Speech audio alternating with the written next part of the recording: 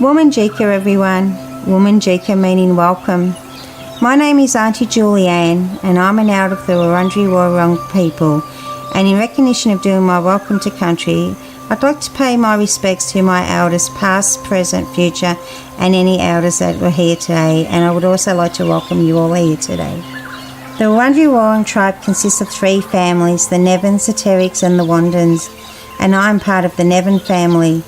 The 3 families all descend from one woman called Annie Barratt, which makes us one big family. Annie Barratt is the youngest sister of William Barratt, a pioneer for Aboriginal people in the 19th century, fighting for equality and land rights. I'm here today to welcome you all to the land of my ancestors. We call the land within our tribal boundaries our country. The Kulin Nation, Kulin meaning man, is made up of 5 groups.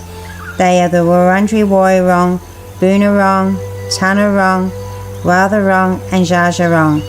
And to give you an outline of the Wurundjeri country and the area we cover.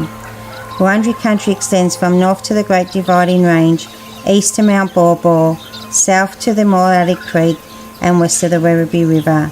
We cover a diverse range of land from the mountains to the beach and everything in between. Many thousands of years ago, if an Aboriginal person from another tribe wanted to cross our boundary, they would have to sit at the boundary and wait for the Narragadah, which is the headman, or an elder to come past to give permission to cross. Traditional Aboriginal culture was highly territorial, and visitors risked a violent reprisal for crossing a tribal or clan boundary without this permission, and this is how a welcome to country originated in our culture.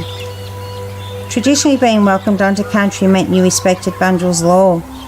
Bunjil, the wedge-tailed eagle, is our creator, and Wah, the crow, is our protector. And as long as you looked after the country, you had access to our waterways and our land resources.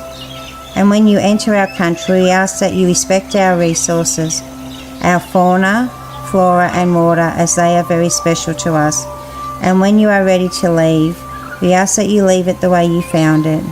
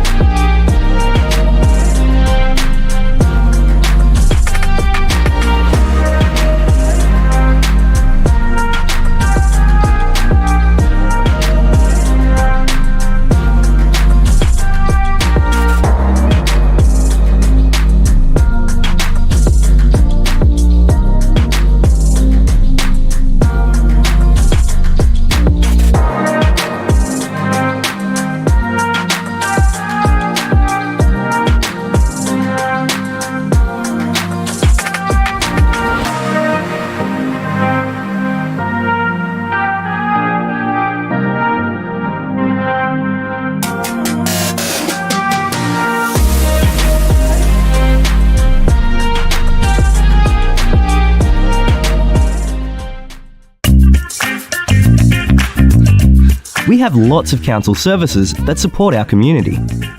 We support families with children, including health services for children and mums, vaccinations, playgroups, childcare, and kinder. We support young people in our community. Through events and activities, we have services that can support people with disability, older people, and carers and family of people with disability and older people. Our libraries support everyone in our community, help people learn new things, and are free to join. We support our community to have fun and be active through events and activities, sport, and recreation areas. We help look after our places and spaces, the environment, and local businesses. We have laws to keep people safe, to make sure buildings are safe, to make sure roads and footpaths are safe, to make sure our places and spaces are safe. We make sure everyone follows the law to keep our community safe and happy. Moonee Valley. It's a great place to live, work, and visit.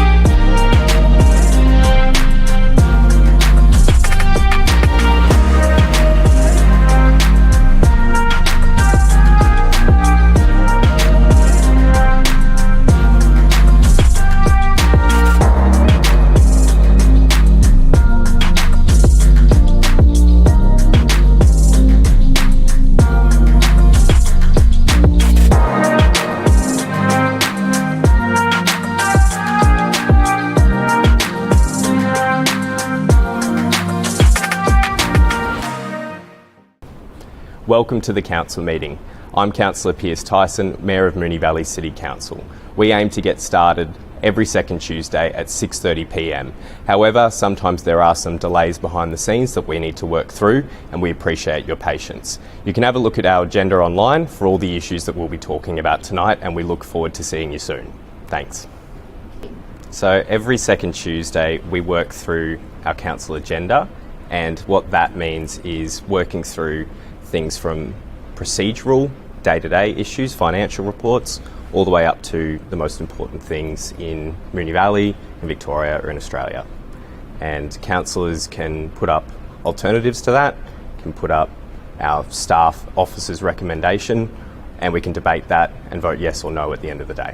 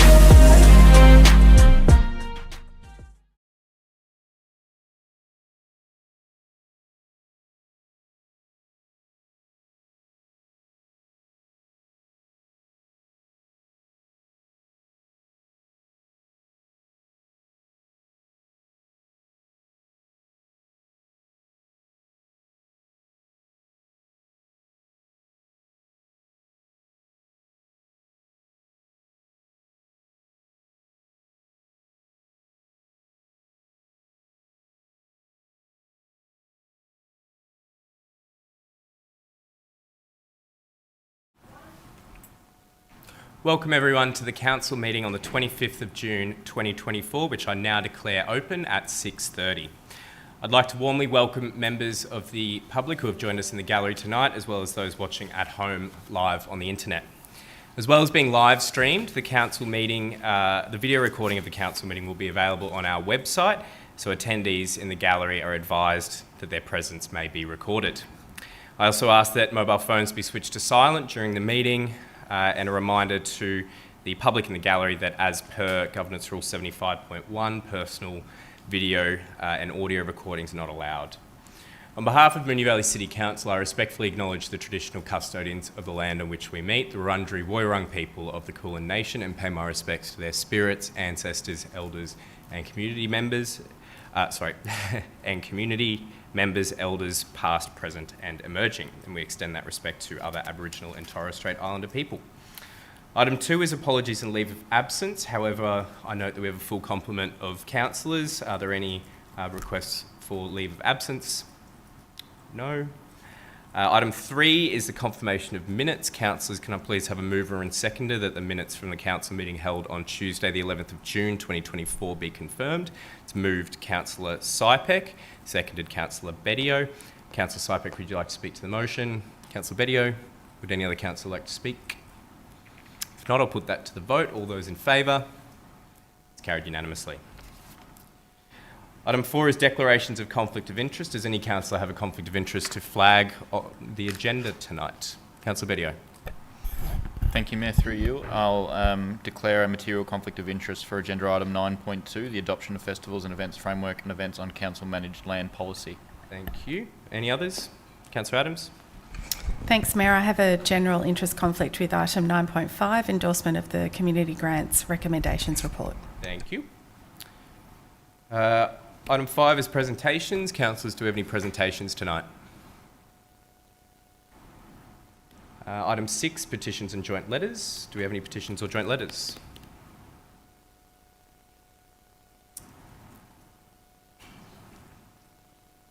Councillor Byrne? Yes, Mayor, thank you. Go ahead.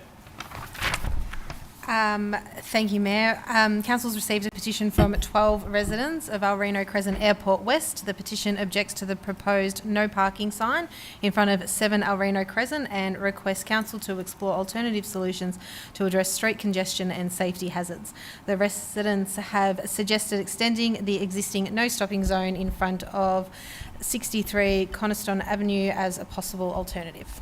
Thank you. Under Governance Rule 62.4, I refer that petition to the CEO for consideration. Item 7 is public question time, and we've received 6 tonight. The first 2 are from Nina Franceschi, who's not here tonight. So on behalf of Nina, how many full-time equivalent on-ground cleaners does the Moonee Valley City Council employ to keep our city clean? By this, I mean employees who use pickup sticks and similar devices to pick up rubbish from our parkland, open spaces, streets and other areas falling within the responsibility of Moonee Valley City Council.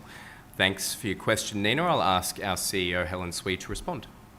Thank you, Nina. Through the Mayor. Council employs 18 street and footpath sweeping and cleansing officers. This includes 3 road street sweepers and 3 footpath sweepers. Council also has a team who clean parks and gardens of debris while undertaking mowing or horticultural activities. Thank you. Thank you. Nina's second question is, has the number of MVCC FTE employees carrying out the tasks referred in the previous question declined since 2014? Thank you, Nina. Through the Mayor. No, the number of employees has not declined. Thank you. The next 2 questions are from Michael Addison, who's not here tonight. Both questions have been combined in a single response provided under Governance Rule 61.10 for brevity. The questions are, what percentage of total council travel uses active or sustainable means? And the second one is, does the council measure total council active or sustainable travel? And if not, is a target being considered? And I'll ask the CEO to respond. Thank you, Michael. Through the Mayor. While Council does not currently measure the percentage of active or sustainable travel for its workforce, Council is committed to increasing participation across municipality by improving infrastructure, advocating for increased public transport services, and proactively promoting sustainable and active transport options such as green travel loan programs. Additionally, staff can use council-provided bikes and access to public transport passes to undertake council businesses.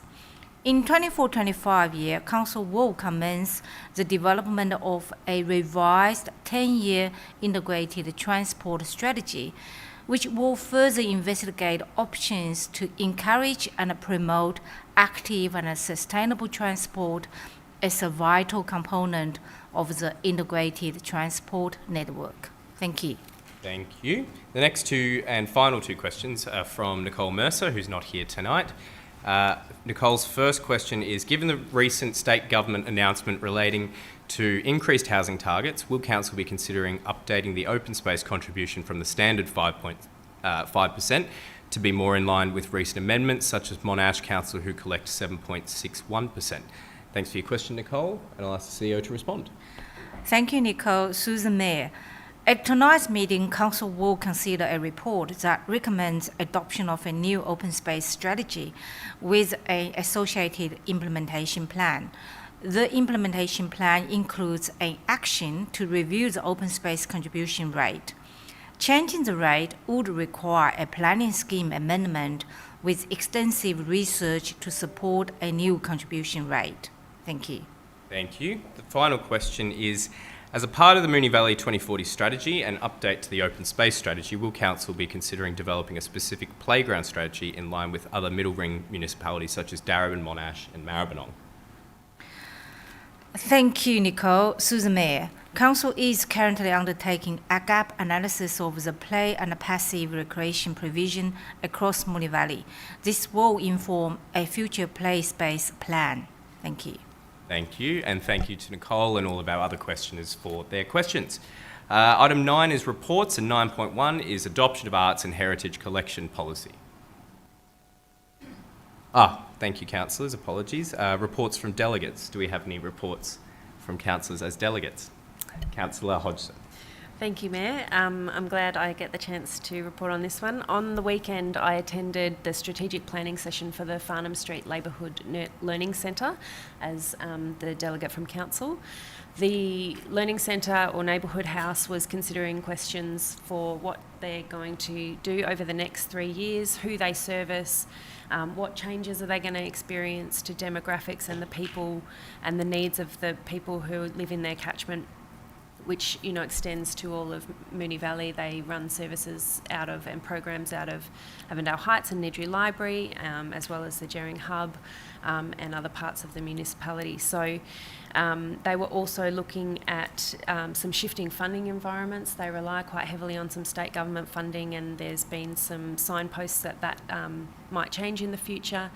As well as other challenges that they've faced and will face, including workforce issues and succession planning. So it was a really productive session. They have a very bright future. They serve a really clear need in the community, and it was wonderful to be a part of. Thanks. Thank you. Are there any others? Councillor Byrne. Thank you, Mayor. In June, I attended the Metropolitan Transport Forum meeting. As always, it was a very good meeting. The June speakers, we had Mr. Neil France and Mr. Matthew Raisbeck from Infrastructure Victoria, and they spoke on fast, frequent fare, the bus reform final report. We also heard about Big Build and the active transport that's going to come off the Big Build. We heard from Kingston and Manningham representatives just in terms of council transport updates.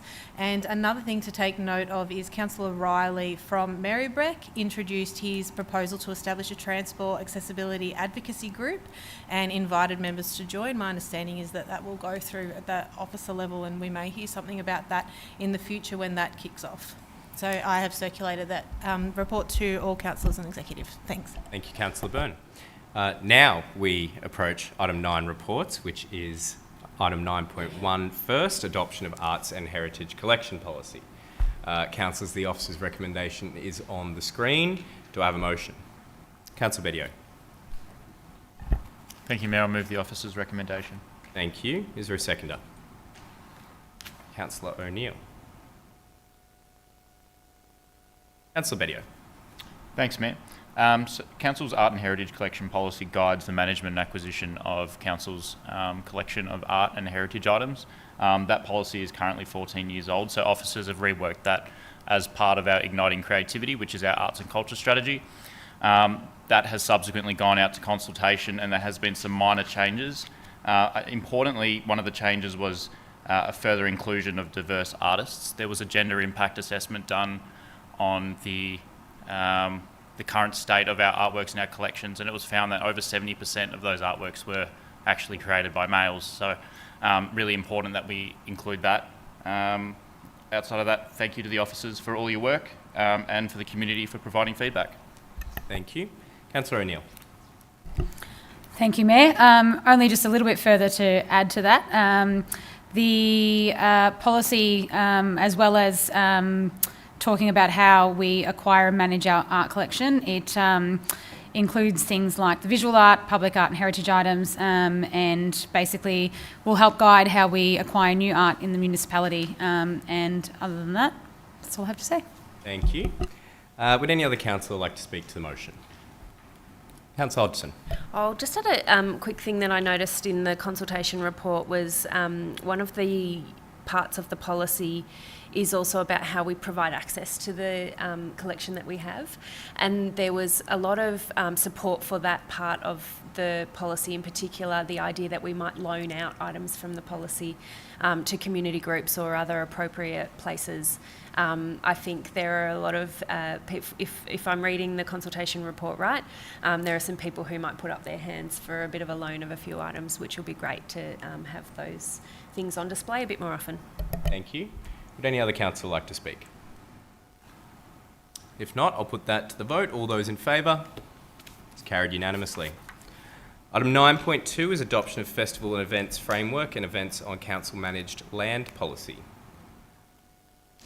Thanks, Mayor. I'd like to declare a material conflict of interest on agenda item 9.2, as I currently operate a business which runs events on council land. Great. Thank you, Councillor Bedio. We'll give you a moment to leave the room.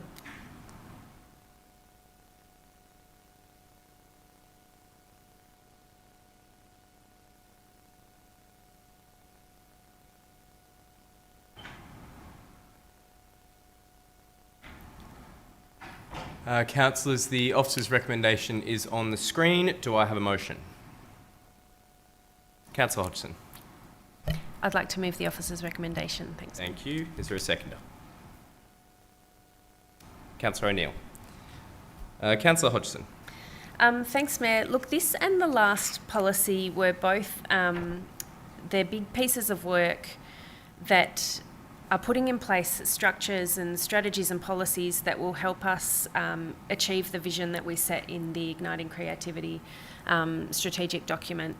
And it's the combination of a lot of work, hard work from councillors around the chamber over the term of council in really helping to promote and strengthen support that the council offers for artists in the community, and also to promote, connection and togetherness through festivals and events. And I know there's been a lot of interest from everyone around, like councillors, interest in maximising how our festivals and events reach everyone, are inclusive for everyone, and encouraging community-run events as well.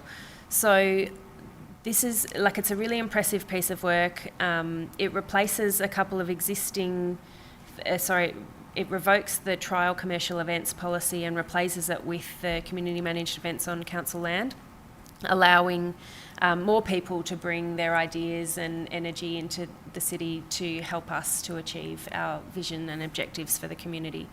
It's really wonderful. I hope it brings a lot of vibrancy to the municipality. I know that in particular in the post-COVID years, We saw through COVID how important arts and culture and events were for people's wellbeing, and I think that this only just strengthens further the work that council can be doing and partnering with others to do for our community. Thank you, Councillor Hodgson. Councillor O'Neill. Thank you, Mayor. I think this is really great. We know events and festivals help contribute to the social interaction of our residents and visitors to the city, and we also know that it's really good for our local economy and our local businesses who benefit out of having the events and festivals run in our city. The other thing that the policy does address is the affordability of events. One of the biggest feedbacks on the consultation was about the financial restrictions for people to attend events and festivals. And so there's some strategies in there in terms of reducing costs for event producers to hopefully be able to make them a little bit more cost affordable for people, particularly in the cost of living crisis that we're currently in. Thanks. Thank you, Councillor O'Neill. Would any other councillor like to speak?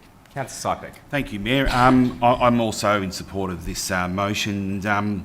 I've had a lot of feedback, quite a lot of feedback from what we did last year, where I put up a notice of motion to bring back the Queen's Park Festival and to bring back the Mediterranean Festival. And I think that has been such a great success. I think a lot of people missed it, and now that they're very, very pleased that it's back. And I think we as a council and our officers should get a bit of an applause for bringing back something that's been vital to the community. Thank you, Councillor Sypek. Would any other councillor like to speak? If not, I'll put that to the vote. All those in favour? That's carried unanimously. And we'll ask Councillor Bedio to rejoin us.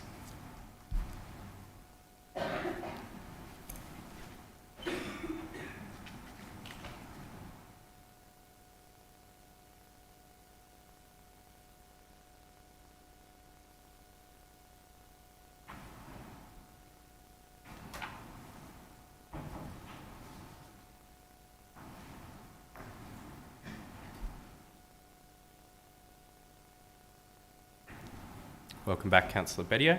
Item 9.3 is adoption of the open space strategy. Councillors, the officer's recommendation is on the screen. Do I have a motion? Councillor Isa. Thanks, Mayor. I'd like to move the officer's recommendation with an additional point G that reads, request an update be provided to councillors that point 1 clarifies how planning for dog parks and the review of the play space plan are guided by and connect with the open space strategy, and bullet point 2 details the ways in which council has responded to the recommendations of the Community Advisory Panel on Biodiversity.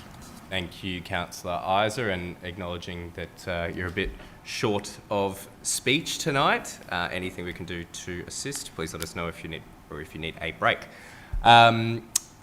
Is there a seconder? Councillor Adams. Councillor Isa, would you like to speak to the motion? Look, as you've pointed out, Mayor, the obvious is that I've lost my voice tonight. This is a big piece of work, but I think it's painful for others to listen to and for me to try to speak to it, so I'll just leave it for now. I apologise. Thank you, Councillor Isa. Councillor Adams.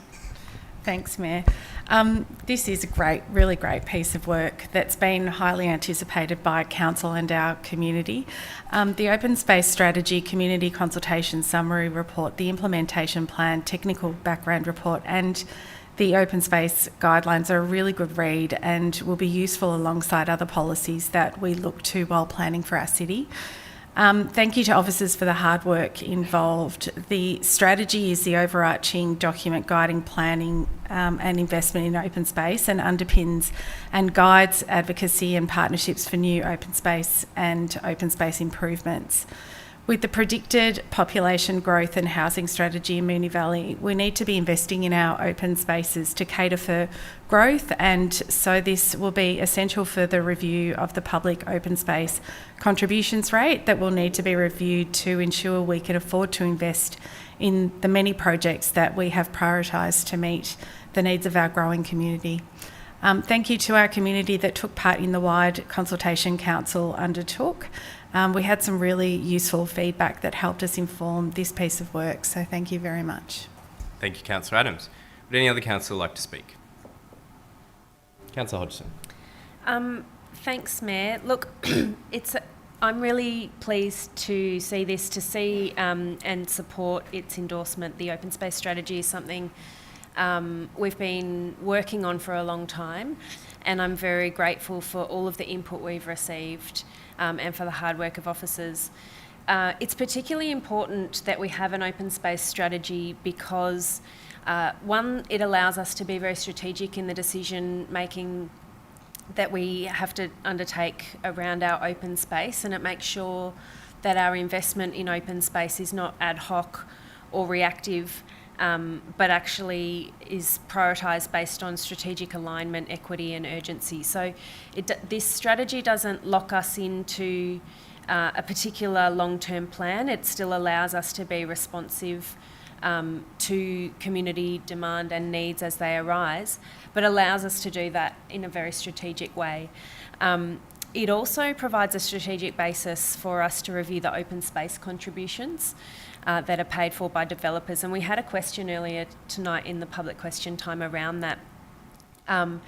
So it's really important that we're able to align, and particularly, as the question alluded to, with forecast increased density around the municipality, we need to be able to still provide quality open space for the people who are living in and moving into Moonee Valley.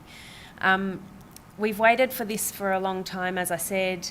It will help us to make proper decisions, but I just noted a couple of things in the amendment that Councillor Isa has moved.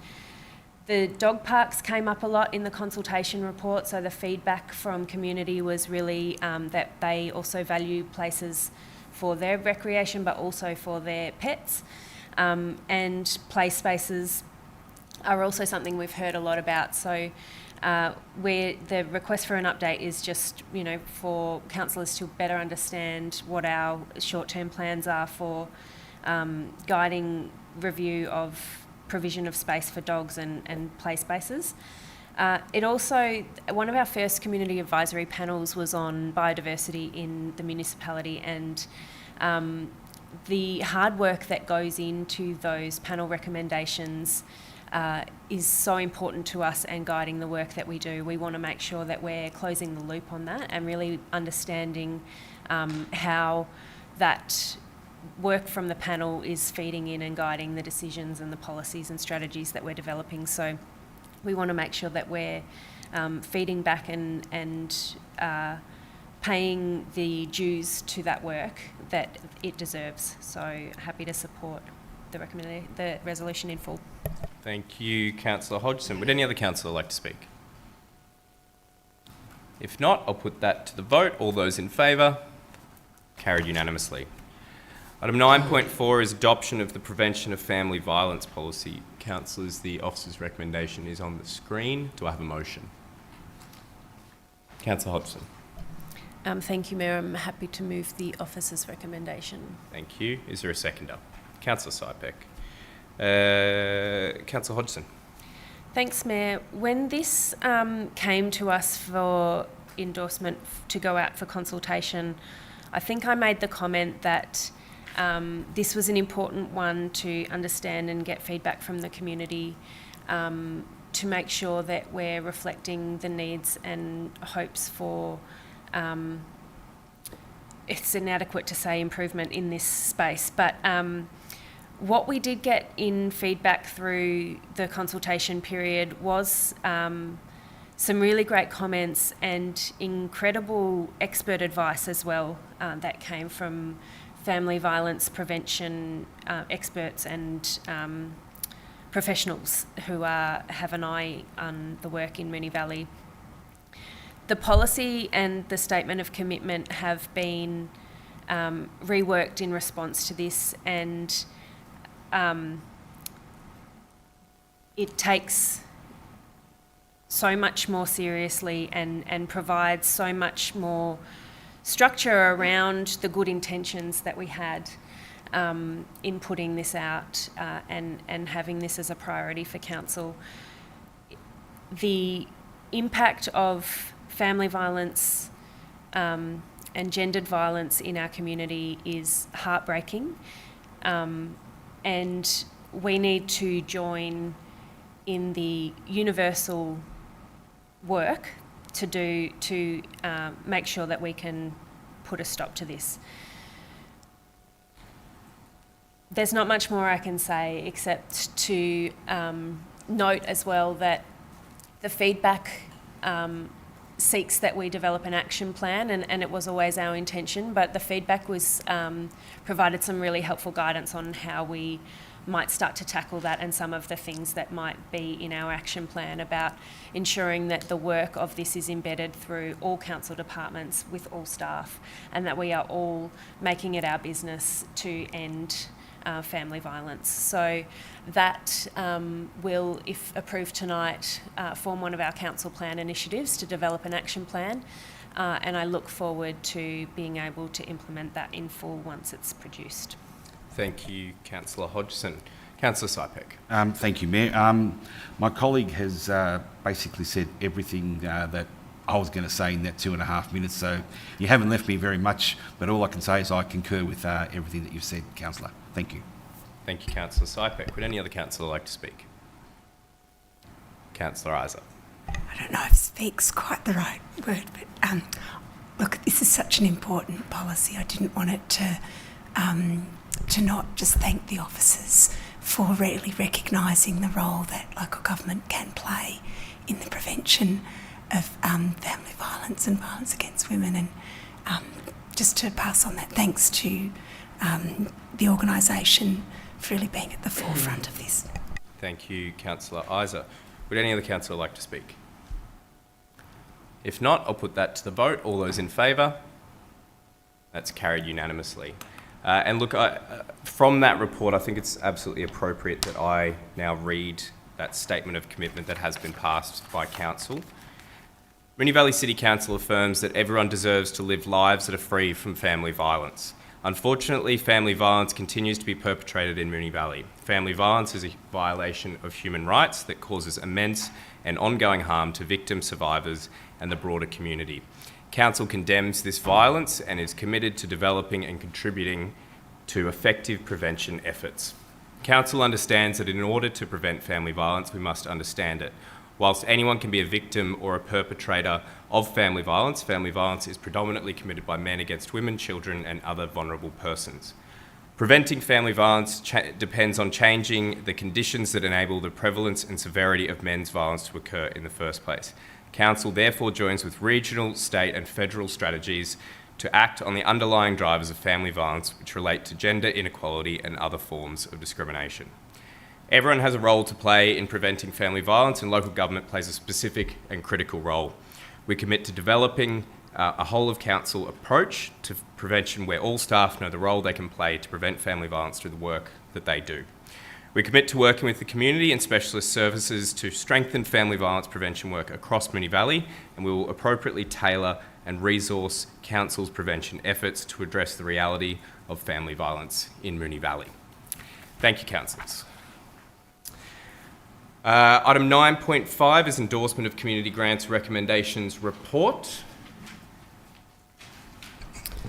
Mayor, I have a general interest conflict with item 9.5 as a family member as a volunteer junior coach at Moonee Ponds United Soccer Club, who are a recommended recipient of the grant. Thank you, Councillor Adams. I'll give you a moment to leave the room.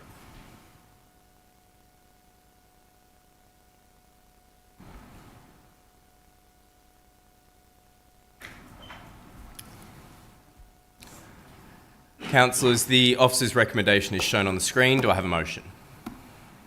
Councillor Hodgson. Thank you, Mayor. I have a new point A that I'll read out, and then B, C and D as per the officer's recommendation. Sure. Go ahead. For A to read that Council resolves to A, endorse the funding recommendations of the Community Grants Assessment Committee for Biannual Grants 2023-24 Round 2, Partnership Grants 2024 and First Peoples Grant 2024 contained in Attachment 1 with the following changes to award to the top scoring applications on average as assessed by the committee, and also considering the spread of funding across the municipality to ensure all geographical and demographic areas are proportionally represented in line with the community grants policy, brackets attachment 3.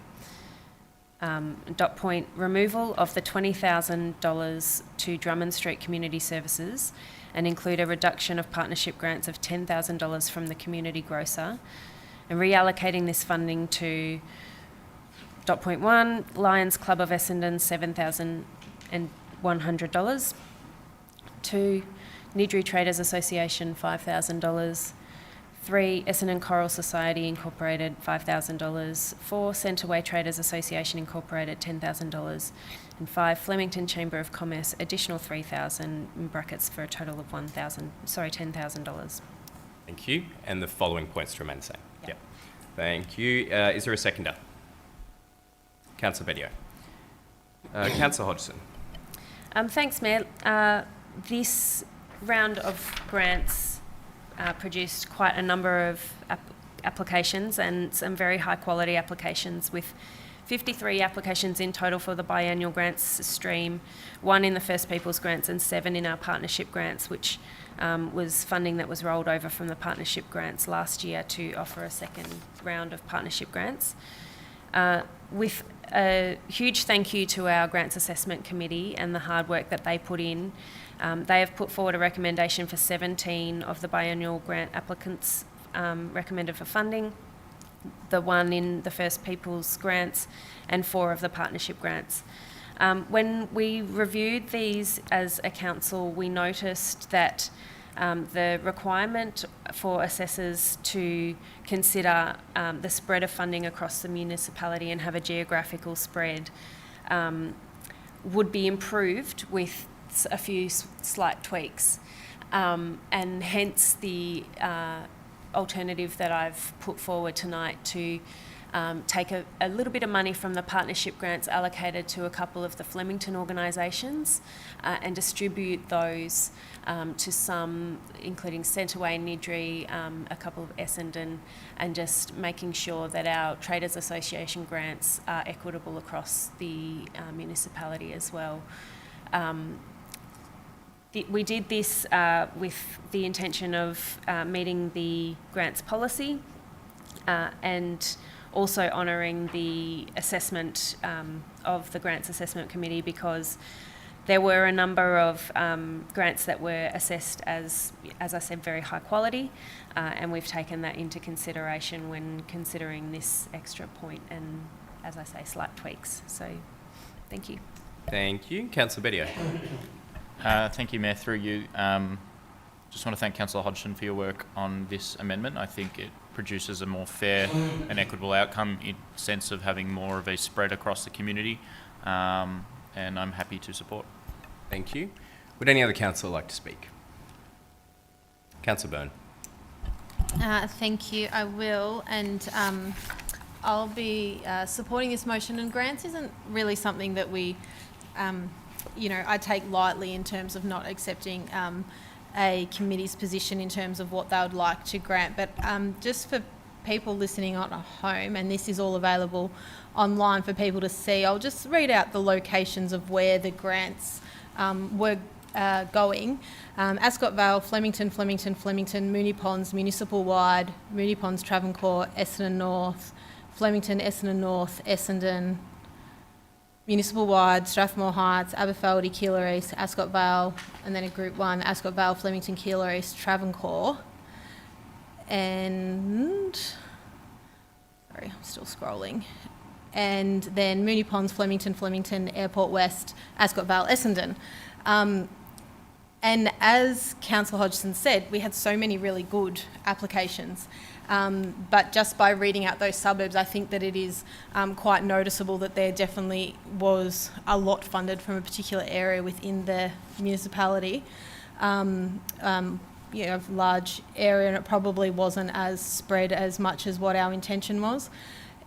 In terms of when we're working on the grants and the grants policies, it has improved so much over the 8 years from when I first started on council, and I think that has to be something really highlighted. But it's probably something that will have to be, continually tweaked so that we get it better and we do get the right spread.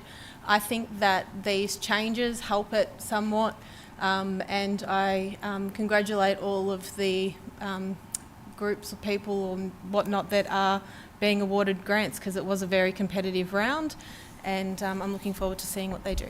Thanks. Thank you, Councillor Byrne. Would any other councillor like to speak? If not, I'll put that to the vote. All those in favour? That's carried unanimously. We'll ask Councillor Adams to rejoin us.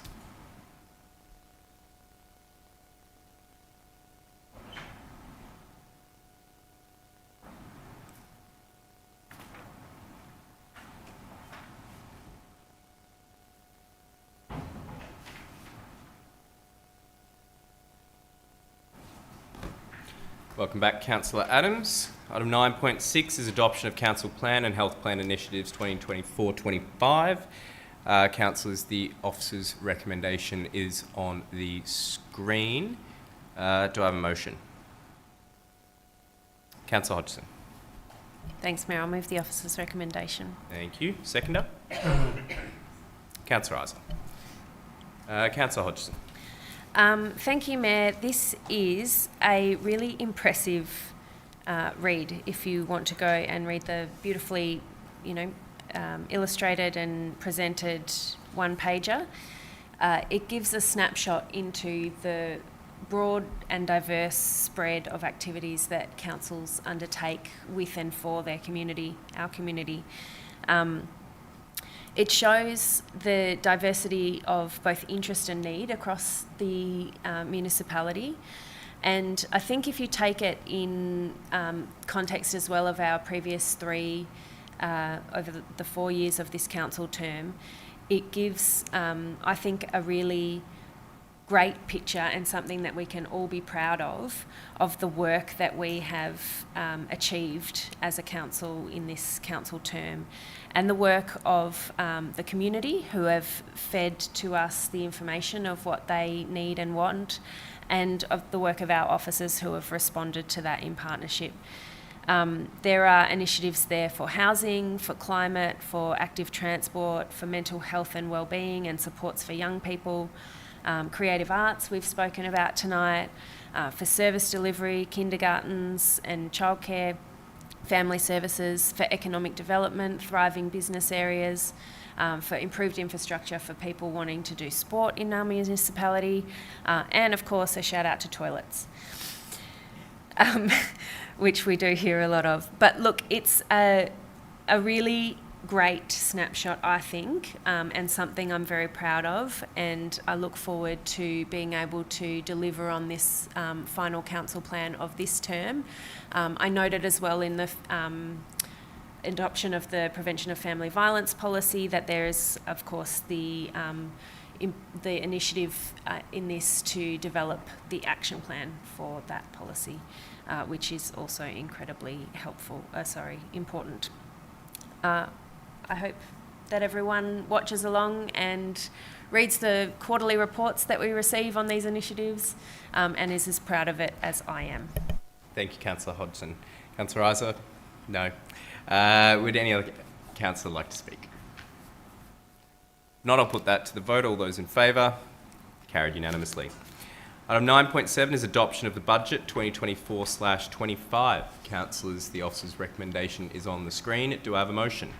Councillor Isa. Mayor, I do have a motion, but I wonder if you might be able to read it on the screen there? Behalf. Is that what you move? It looks right. I'll just ask governance to scroll down a bit. Does that look correct? Is that what you're moving, Councillor Isa?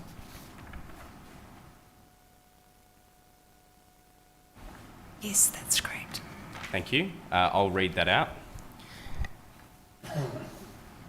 The Council resolves to A. Adopt the budget 2024/25, parentheses, incorporating the 4-year budget attachment 1, in accordance with section 94 of the Local Government Act 2020 with the following changes.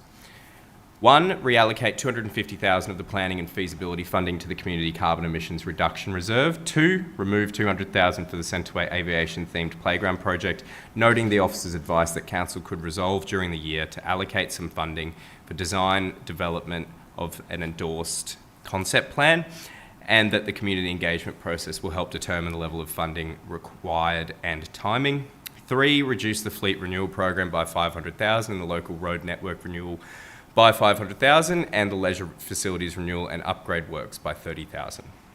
4, an additional funding allocation of $60,400 for Airport West Football Club timekeeping boxes and portable manual scoreboard in response to submission 80.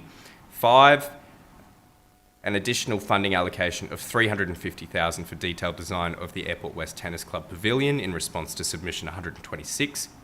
6, in the schedule of fees and charges, move outdoor pool lane hire, regular hire, excludes individual entry fee from 45.05 cents per hour to 36.65 in response to submission 101.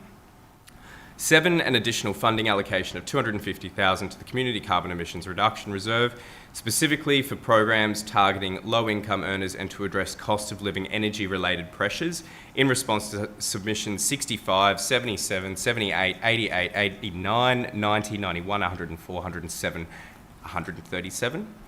8, an additional funding allocation of $50,000 for a solar lighting trial at Alf Pierce Reserve Dog Park in response to submissions 19 and 111. 9, an additional funding allocation of $280,000 to be included in the sports field renewal program for drainage improvements at Nipper Jordan Oval, Buckley Park, for design then construct to be completed over a 2-year period, $15,000 in 24-25 and $265,000 in 25-26 in response to submission 129. 10, an additional funding allocation of $50,000 for an additional school crossing on Ramsay Street should the use of relevant land be resolved, potentially through agreement with the Department of Education in response to submissions 28 and 64. 11, an additional funding allocation of $25,000 for further planning and advocacy of the Bowles Complex development in Essendon, pending a strategic briefing update on the project in response to submission 4. 12, an additional funding allocation of $150,000 for a feasibility study and concept design process for the redevelopment of the Moonee Valley Bowls Club rooms in response to submission 112. 13, allocate $50,000 towards a newly created Extraordinary Community Support Grants Reserve. B, to remain the same. C, note the reduction of borrowings by $9.4 million in response to Council's request of 23 April 2024. And a changed point G to note the officer's advice of the purchase of temporary facilities in this financial year and refer an upgrade of the Doyle Street Reserve change room facilities to the long-term capital works plan in response to submission 140. All other points to remain the same. Councillor Isa, is that correct? Just with the relevant re-lettering. And relevant re-lettering through that. Thank you. That is moved. Councillor Isa, is there a seconder? Councillor Adams. Councillor Isa, would you like to speak to your motion? Look, if people could bear with me, I would like to try to say a few words to this, but I'm sure my colleagues will be pleased that I'll be forced to keep it rather brief.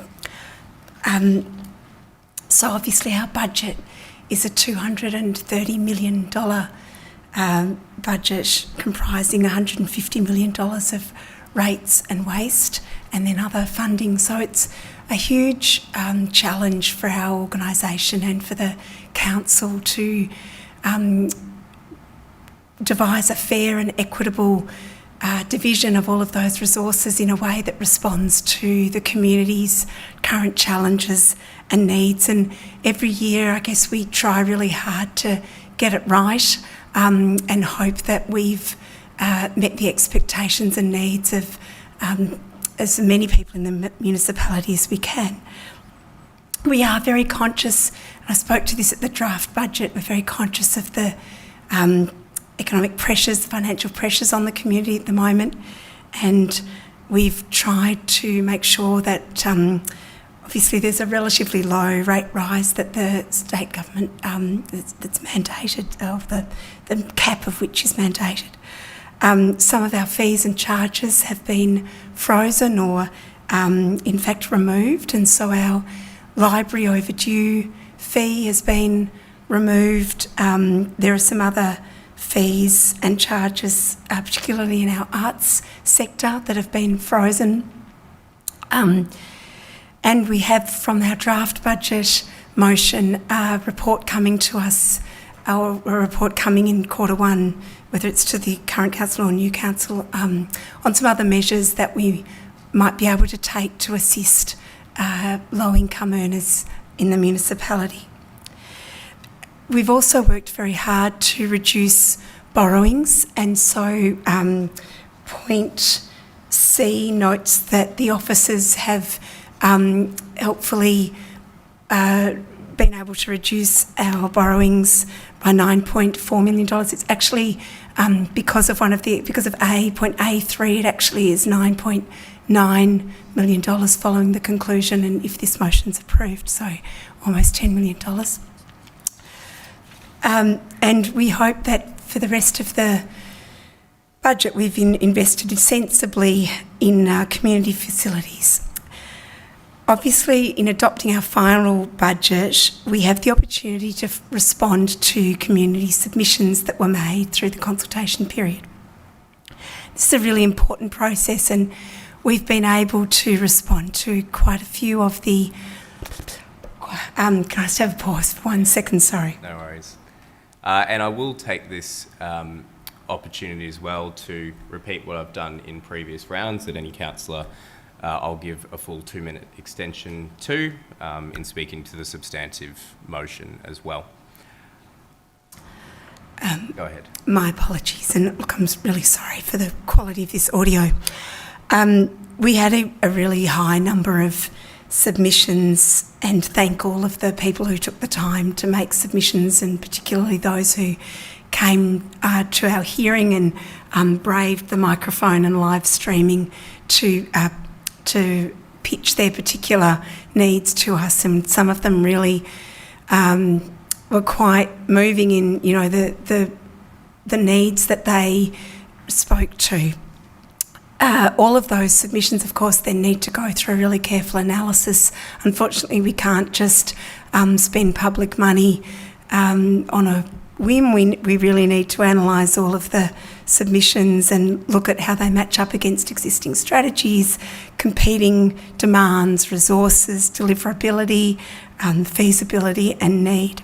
And so following that analysis, the motion that the Mayor read on my behalf tonight set out, I think it's around 9 or 10 different submissions that we're the motion puts forward for support from colleagues, and in responding to these particular submissions, as I say, we have worked hard to make sure that they are in line with plans. Some of the submissions, particularly for facilities, we just need some more work done on a facility audit to really work out the prioritisation of those particular facilities. Some of the facilities mentioned in this particular motion have already been subject to some of that analysis. Because the Mayor's kindly given some extra time, I will we'll have to hurry up. Just wanted to mention the additional funding allocation of $250,000 to the Community Carbon Emissions Reduction Reserve, which makes $500,000 to that reserve. And that additional money is really, we've asked for that to be targeted towards the programs that are aimed at low-income earners. So we've got a number of programs that have come out of the work that the team has been doing on that fit that bill. And so really thank all of the community members for your ongoing advocacy in that area. Look, there are a number of other projects there. These are not the only projects and submissions that had merit. Many of the submissions did have merit, but these ones passed those extra hurdles and tests that I spoke to earlier. I know that budget's always contentious. It's a bit of a social contract that we form with the community where we obviously collect rates and we are representing the community and doing our best to expend those rates in a fair, equitable and strategic manner. So I hope that we've managed to do that. Thank you, Councillor Isa. Councillor Adams. Thanks, Mayor. There's been a lot of work done this term to ensure that we can deliver the services that our community depends on, maintain our assets and deliver capital projects in a responsible way so that Moonee Valley remains in a sustainable financial position. We've also worked hard to identify ways that we can tighten our spending and borrowing so we can deliver a budget that is fiscally responsible. Council has prepared the budget in accordance with the principles of sound financial management, and its adoption will ensure its long-term financial viability. The budget includes total revenue of $227.51 million, total expenses of $221.56 million, and investing $49.48 million in the Capital Works program.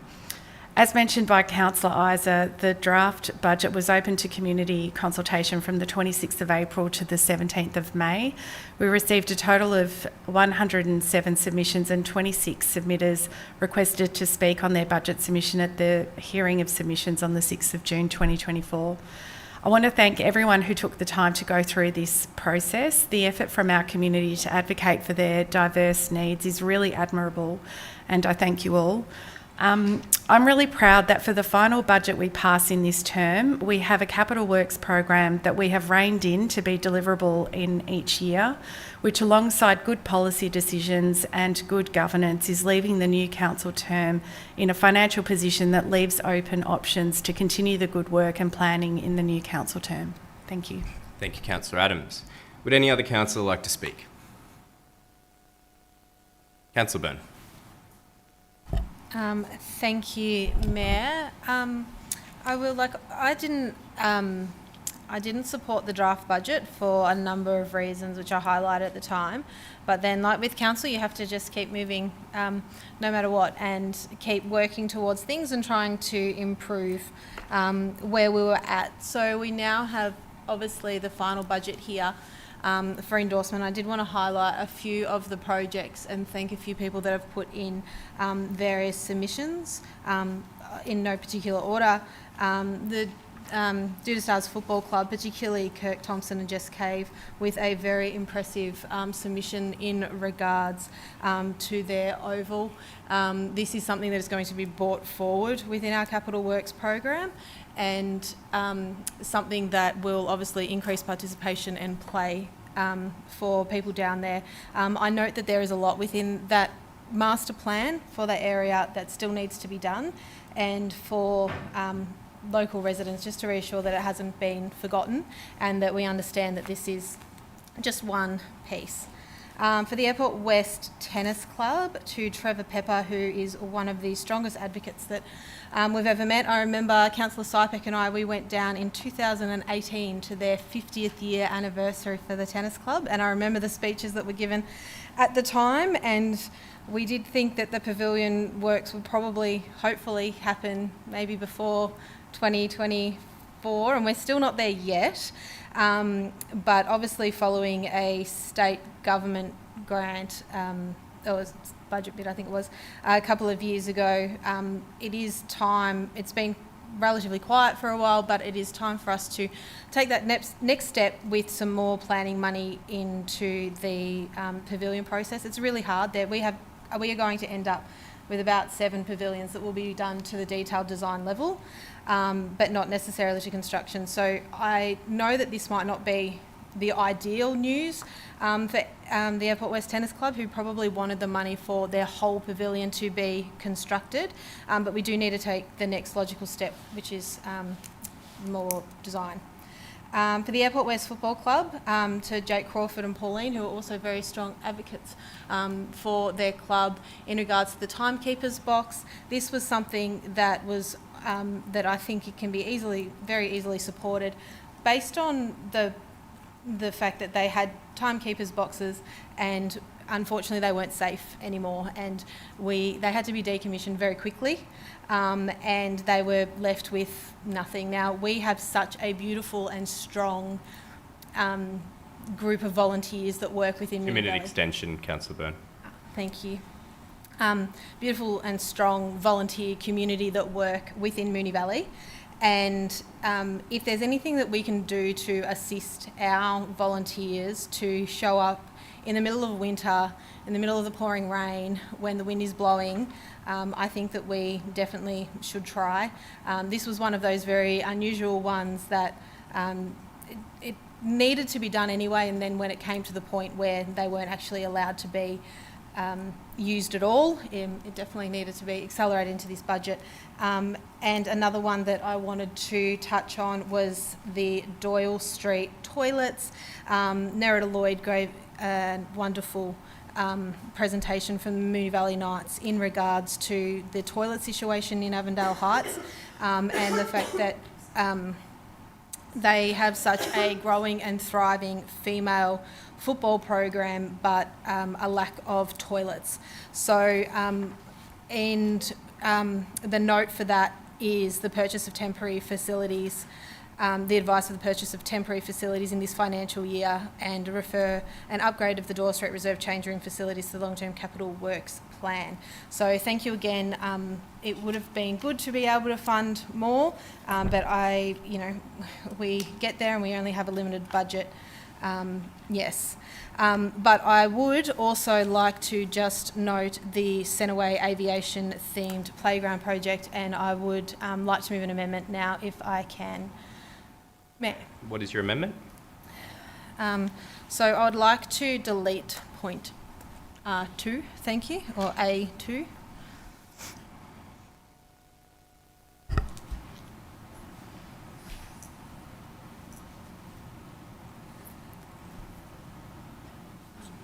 I'll have to consider for a second, Councillor Byrne, whether that is allowable under Governance Rule 32. To seek advice.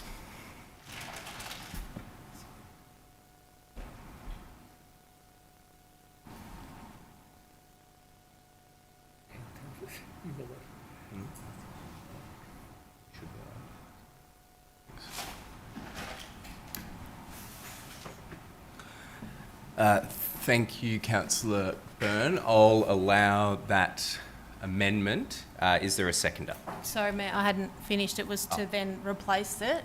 Yes. To replace it with reallocate $200,000 from the Centreway Aviation themed playground project to detailed design for the landscape concept plan for FJ Davies Reserve in Keilor East.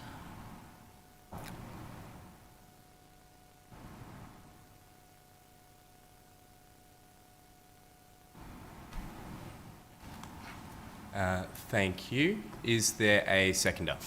Councillor Sypek. Councillor Byrne, would you like to speak to your amendment? I will, Mayor. The Centreway Aviation theme playground project and the concept plan is one of the projects that are happening up our neck of the woods, and it has been probably one of the longest lasting controversial points of contention within our area for the past, that I've been on council. Normally things, they come up on a Tuesday night and they can, I suppose not necessarily be as controversial as this one, because this one came through at the draft budget, then it came through with a different report the next week, and now it's back here at the final budget. The appetite for the community has continued, and I can't even tell you how many petition people, up over 800 I believe, in regards to a petition that Councillor Sypek has presented at council over the past probably 6 to 8 weeks. I think that what happened here was, when there were so many people in the community talking about the Centreway Aviation themed playground project, I think what really came out, even if they were signing the petition, was that whether it was a plane, whether it was something else, they really wanted the money to be spent within the Centreway precinct. And I think that there was money in there. We had a report that came through to us a fortnight ago that helped guide a way forward in terms of how we can improve what is known locally as the Dust Bowl. And I think that we as a council owe it to the community and everyone who either put in a submission, signed a petition or has contacted councillors, that we are very, very serious in regards to this project. Now, depending on what the consultation comes back with, I do note that there is a chance potentially that it wouldn't go out for that we might not get the detailed design done within the next financial year. But that is only a really small risk. You probably say that for quite a few of our projects. I think that we will, and I think that the idea of determining the level of funding required and timing, if we want to be looking for reasons to not fund things, well, sure, we can put that in, but I could probably pick out 4 or 5 other ones here that we could put that very similar reasoning towards. So I'm moving this amendment and I hope that people see this as the middle ground, something that people will be really happy to see and something that was probably the most, that we received the most feedback on, I would say, this budget time. Thanks. Thank you, Councillor Byrne. Councillor Sypek. Thank you, Mayor, and I'll just, while you're away, this is all the signatures, and I still haven't collected the ones that are still there now, and they equate to 826 signatures. Now, these are residents from Airport West, Niddrie, East Keilor and Avondale Heights, and I've even got people from Flemington here who fully support this because their children go to schools in the area. I was pleased to see when the draft budget came out that this was included to start the process of a new playground, but due to when the draft budget came out, this was stripped out of the budget, and that's when the community weren't too happy because they were all anticipating this to come forward. So when I look at all the other ones that we have here, and they with submissions, now some of these submissions come with just one email, or a couple of emails, or someone's made a speech here and said a few words, and that's fantastic, and I fully support that. But 820 signatures, surely that must give it some kind of I don't know. I don't have the words for it. I don't understand why playgrounds aren't a priority in Moonee Valley. Thank you, Mayor. Thank you, Councillor Sypek. Would any other councillor like to speak on the amendment? Councillor Bedio. Thank you, Mayor. Through you, I'll be brief. I'll be supporting this amendment. I didn't support at the time of the draft budget when this was taken out of the draft budget. And I note that it was taken out of the draft budget subject to consultation. Now, in my eyes, we have had significant consultation and significant feedback from the community that has requested that we retain this item in our budget. And I support Councillor Byrne's rejigging, I suppose, of the intent, and that's to fund the concept plan, which obviously is more strategic and I think more in line with what we should be delivering here at Council. So I'm happy to support. Thank you, Councillor Bedio. Councillor O'Neill. Thank you, Mayor. I'm also supportive of this amendment. I think, like has been discussed already by Councillor Byrne and Councillor Sypek, the community have spoken with the 800 plus signatures on the petition. There are also 19 submissions on the budget regarding the Centreway playground. And again, that just highlights how the strong community desire to just upgrade this park. I know there was some controversy. I wasn't around when the initial draft budget came out. Whilst I understand there would have been some hesitation about perhaps funding a single piece of equipment, I think the change in this amendment to just progress the plans for this park to upgrade and give the community what they're so desperately wanting is a really positive step. I'll just also agree with Councillor Byrne in that, yes, there is some community consultation on this, and that we need to listen to the community, and that may condition what happens next. But as she mentioned, there are a couple of projects that are in this motion that are subject to certain conditions. So I think that if this concept plan has gone out to consultation, it needs to not be a waste of time and resources, and when it comes back, I'm supportive of having some funding allocated to take the next step. Thank you. Thank you, Councillor O'Neill. Would any other councillor like to speak to the amendment? Councillor Hodgson. Thanks, Mayor. Look, I won't support this, partly because the amendment puts $200,000 back into the budget, which was through the amendment removed, and I don't know, that could, as far as I can see, put us in a deficit. So without understanding what's going to pay for that $200,000 in making a change to the motion that had been checked off and balanced, I can't support it. I also can't support it on the basis that we've been advised, and at the last meeting we have approved a process to go out for consultation with Landscape on the landscape concept plan to understand what the community wants, because that had been a missing step in the inclusion of this aviation equipment from the last budget. And there is, as the original point 2 notes, the opportunity, if it becomes deliverable, as Councillor Byrne has argued, to allow that funding to be allocated at the time.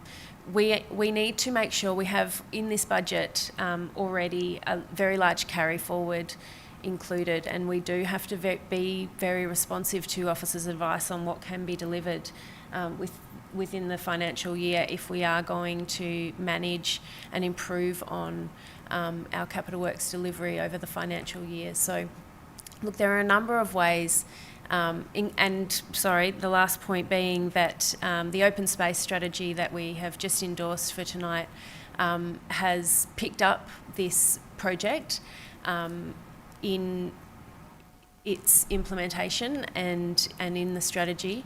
And it also provides, as I said at the time in speaking to report 9.2, I think it was, or the open space strategy tonight.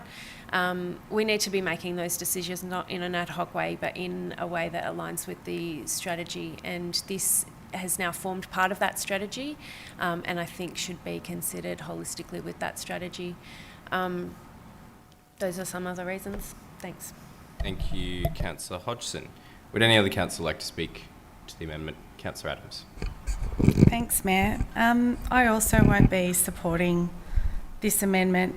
On the 11th of June, we endorsed the draft landscape concept plan for FJ Davies Reserve in Killer East for community consultation in line with Council's community engagement framework, and we also endorsed receiving a report following community consultation for the endorsement of the landscape concept plan.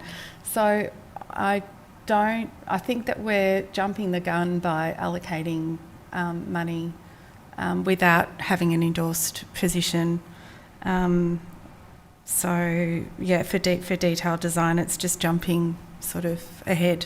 We're not kind of up to that part yet, so I won't be supporting. Thank you. Would any other councillor like to speak on the amendment? Councillor Isa.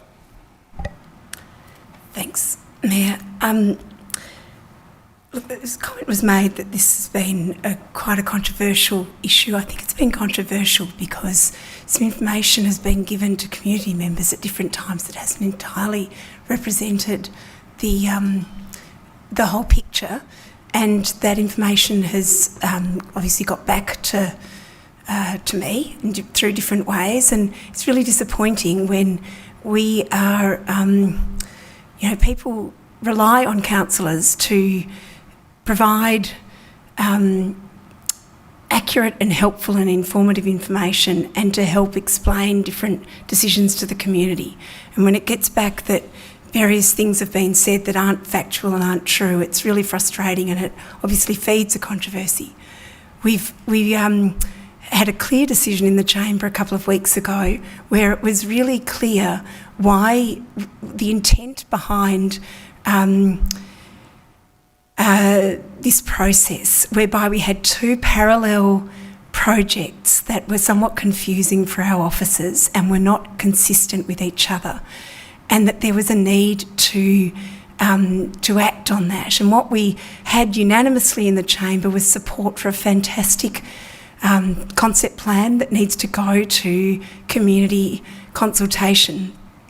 Out of that consultation, we don't know what the final result will be.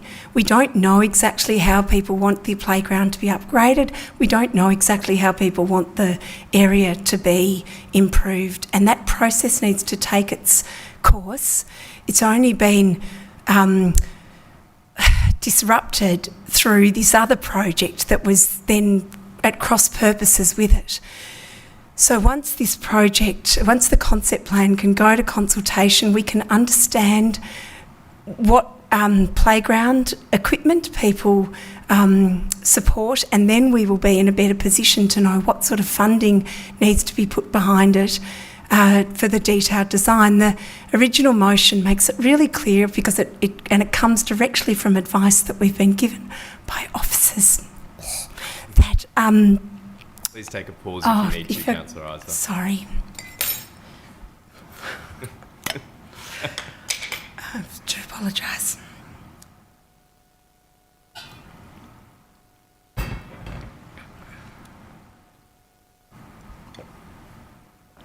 Sorry. Go ahead.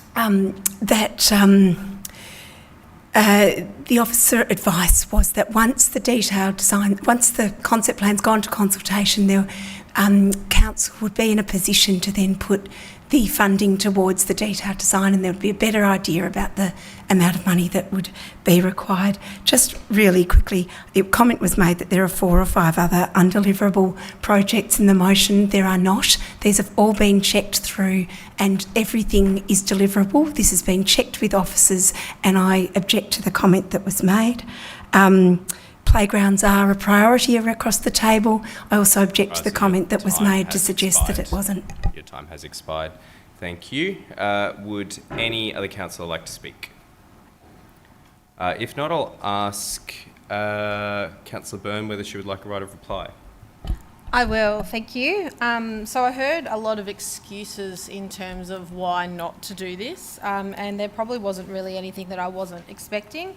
I think that the community, the conversations that I've had with the community, and I know that lots of councillors have had conversation, particularly with the traders up there, all the conversations I'm aware of, have been very truthful. It's been a really confusing process, as was described. It was a parallel process of 2 things that were going on, and sure, there was confusion, but I don't think that it was malicious, which was potentially, I'm not sure whether that was your intention, Councillor Isa, but that's how anyway, I'll leave it at that. But I did want to touch on a few things. One was the deficit. The planning would come out of the open space reserve funding, I dare say, so I don't think we would be put into a deficit. In terms of the comment that I wanted to say before was in regards of facts not being correct by councillors. The only fact that I wasn't aware of was I was told about, apparently there was word going around that there could be a shovel in the ground by the end of the year. That was... I might pause you there, sorry, Councillor Byrne. I was just checking the governance rules.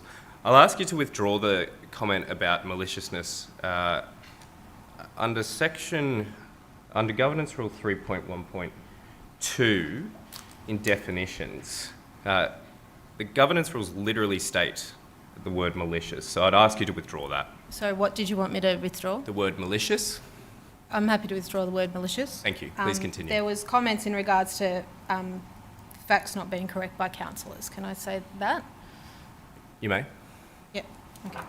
Anyway, the only fact that I think that wasn't necessarily correct was that there could be shovels in the ground by the end of the year, which I always think when we undertook a concept design process, that was always going to be particularly tricky.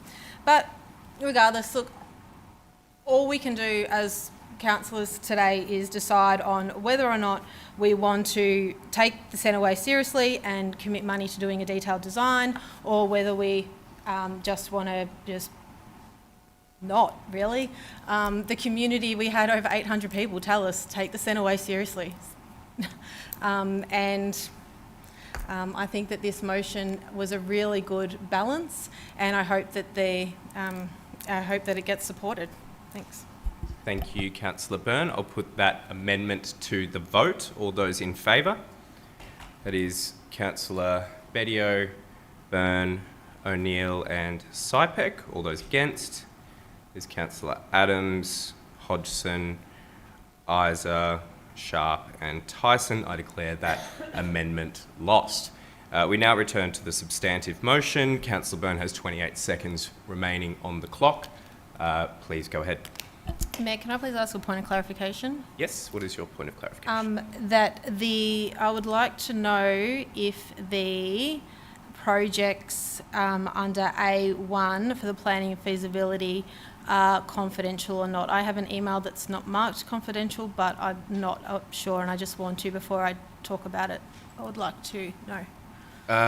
Certainly that was addressed to the CFO. I might ask the CEO whether she has a response. First, through the Mayor, the email, my understanding from the CFO earlier today, lists the 5 projects. They are not projects under one. They're actually the project after one is considered. So that may not be relevant to what councillors are talking about here. In terms of the question, CEO, whether the projects are confidential? They are confidential because they are work in progress, so they are not ready to be released. Thank you. Thank you. Does that answer your question, Councillor Byrne? Yes, it does. Thanks. Go ahead. I'd like to move another amendment. Yes, what is your amendment? And that is to remove A1 and renumber all the remaining. Thank you. Are councillors aware of what's been moved? I will note that this wasn't flagged prior to the meeting. Are all councillors aware of what's been moved?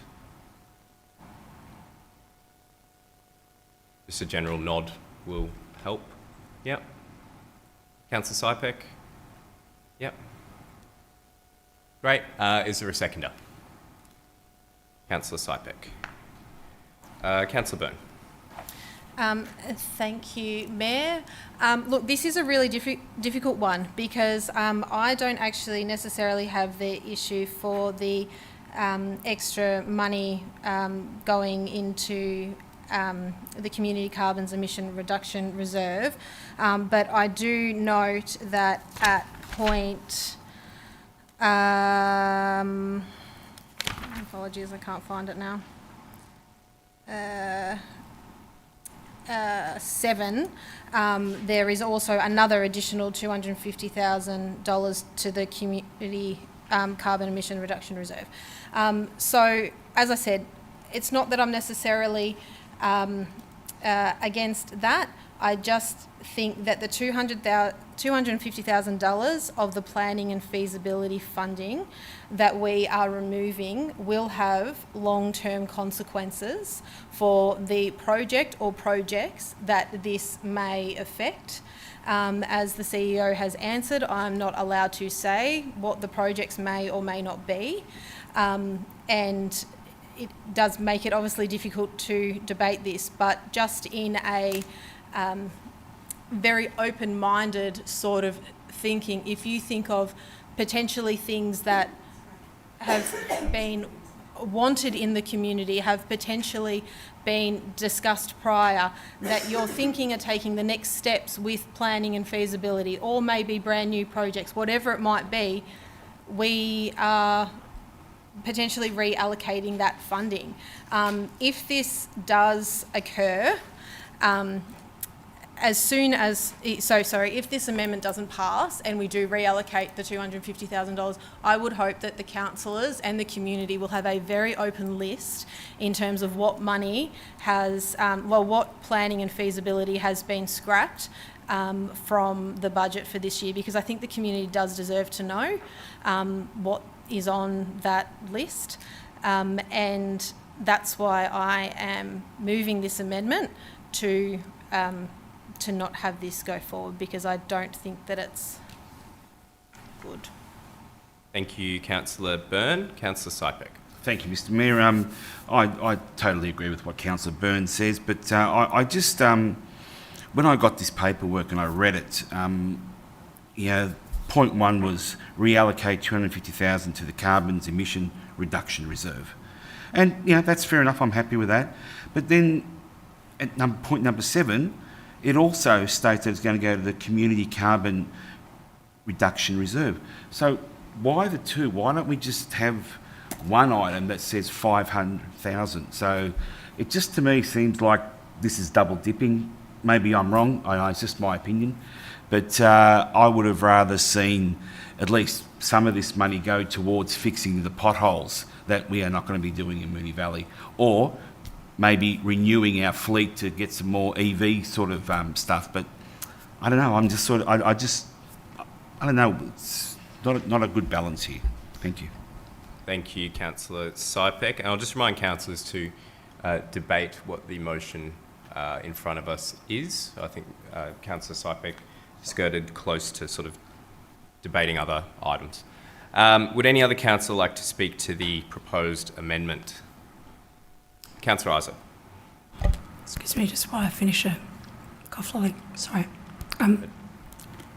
So, at the draft budget on the 23rd of April, the motion, the point read, reallocate $250,000 of the planning and feasibility funding to the Community Carbon Emissions Reduction Reserve and provide an updated list of proposed spending of the Planning and Feasibility Fund for 24-25, ensuring this funding is spent on projects with a high likelihood of being delivered. So since the 23rd of April, councillors were provided with an updated list of the projects and with officers recognising which ones were most deliverable. There was earlier a comment around deliverability, and the comment was quite right. We've really prioritised deliverability because over the past few years we've had about $10 million worth of projects each year carried forward. So we've really worked hard to make sure that all of the items that have been put forward from the submissions are deliverable, and we've checked that with officers. And we really made sure that we, rather than spending $500,000 on planning and feasibility overly ambitiously, we reined that in a little bit and made sure that what we were doing was deliverable. So this particular component of the motion stems from the 23rd of April, and the additional funding down further is because we received a high number of submissions asking us to consider putting further funding into the Community Carbon Emissions Reduction Reserve. I hope that helps to answer any questions that were raised by councillors and answer any questions that community might have had about that. Thank you. Would any other councillor like to speak on the amendment? Councillor Hodgson. Thanks, Mayor. I won't support. I think Councillor Isaac's correctly, as per my understanding, that the Planning and Feasibility Fund retains $250,000, and the projects that will be completed there are really important ones. I also note that there are a number of design in the draft budget. In the budget, there are a number of projects that will continue through design phase. So it's not like it's only the $250,000 in the Planning and Feasibility Fund. That one's just sort of another program that our officers run. I also note in attachment 2 on the agenda tonight the advice on that 23rd of April motion, and against the first up point there is a note with officers' advice supporting that change. So I understand that to mean that the reallocation of the money is not going to negatively impact, and in fact the reallocation to the Community Carbon Emissions Reduction Reserve will progress Council's objectives under that initiative. So I'm happy to leave it in, and I won't be supporting. Thanks. Thank you, Councillor Hodgson. Would any other councillor like to speak to the amendment? If not, I'll ask the mover, which was Councillor Byrne, whether she would like a right of reply. I will. And look, if point 7 wasn't in there, I don't think I would have moved this amendment. But point 7 is in there, and we're talking about upscaling the Community Carbon Emissions Reduction Reserve. And look, it can be upscaled, and I think that that's a good thing. But in terms of reallocating the money for planning, like we've got a lot of planning money in this budget. We do a lot of planning. We've got planning for the Airport West Tennis Club. We've got it for Bowls Complex in Essendon. We've got Moonee Valley Bowls Club rooms. They're just some of the ones that have come through in amendments. And I think that when it's decided which projects are getting, pushed down the line again and not going to be shovel ready, or potentially won't be shovel ready at, state or federal elections and being able to use for advocacy work, whatever it might be, whatever the actual effect of not having this $250,000 in the budget is, I think that it could have really unfortunate consequences. And so, I don't know whether this amendment will get up. There was obviously some people who don't want it to get up, and that's okay. But if this stays in the budget as is, I'm really hoping that we are open and transparent with the community very soon in regards to what has actually been taken out as a result of this point. Thank you. Thank you, Councillor Byrne. I will now put that amendment to the vote. All those in favour? There's Councillor Bedio, Councillor Byrne, Councillor O'Neill, Councillor Sypek. All those against? Councillor Adams, Councillor Hodgson, Councillor Isa, Councillor Sharp, Councillor Tyson. I declare that amendment lost, and we now return to the substantive motion. Councillor Byrne has the call with 25 seconds remaining. Thanks. Look, as a councillor, I can only do what I can do. The budget's been put together, as mentioned before. It's about $230 million worth, I believe. And there's lots of good things that are happening in it. Is it the best it can be? No, I don't think that it is, and that's why I tried to move amendments. But at the end of the day, for anything to happen in council, you need a majority of council support. So can only try. Thanks. Thank you, Councillor Byrne. Would any other councillor like to speak to the substantive motion? Councillor O'Neill. Thanks, Mayor. I just want to say that obviously prior to my arrival on council was when the draft budget was first presented, so I wasn't privy to that. But I was fortunate enough to sit in on the community budget submissions a few weeks ago, and I have to say that it was probably one of my highlights so far, listening to community members come in to advocate for projects they felt really passionately about. And there were so many deserving projects, and I'm really happy to see some of them appear in the proposed motion here. I'm disappointed, obviously, that the support for the motion on the Centreway hasn't got up, but I am happy to see that there is a mention in here about potential work that can be done in the future, so that's good to see.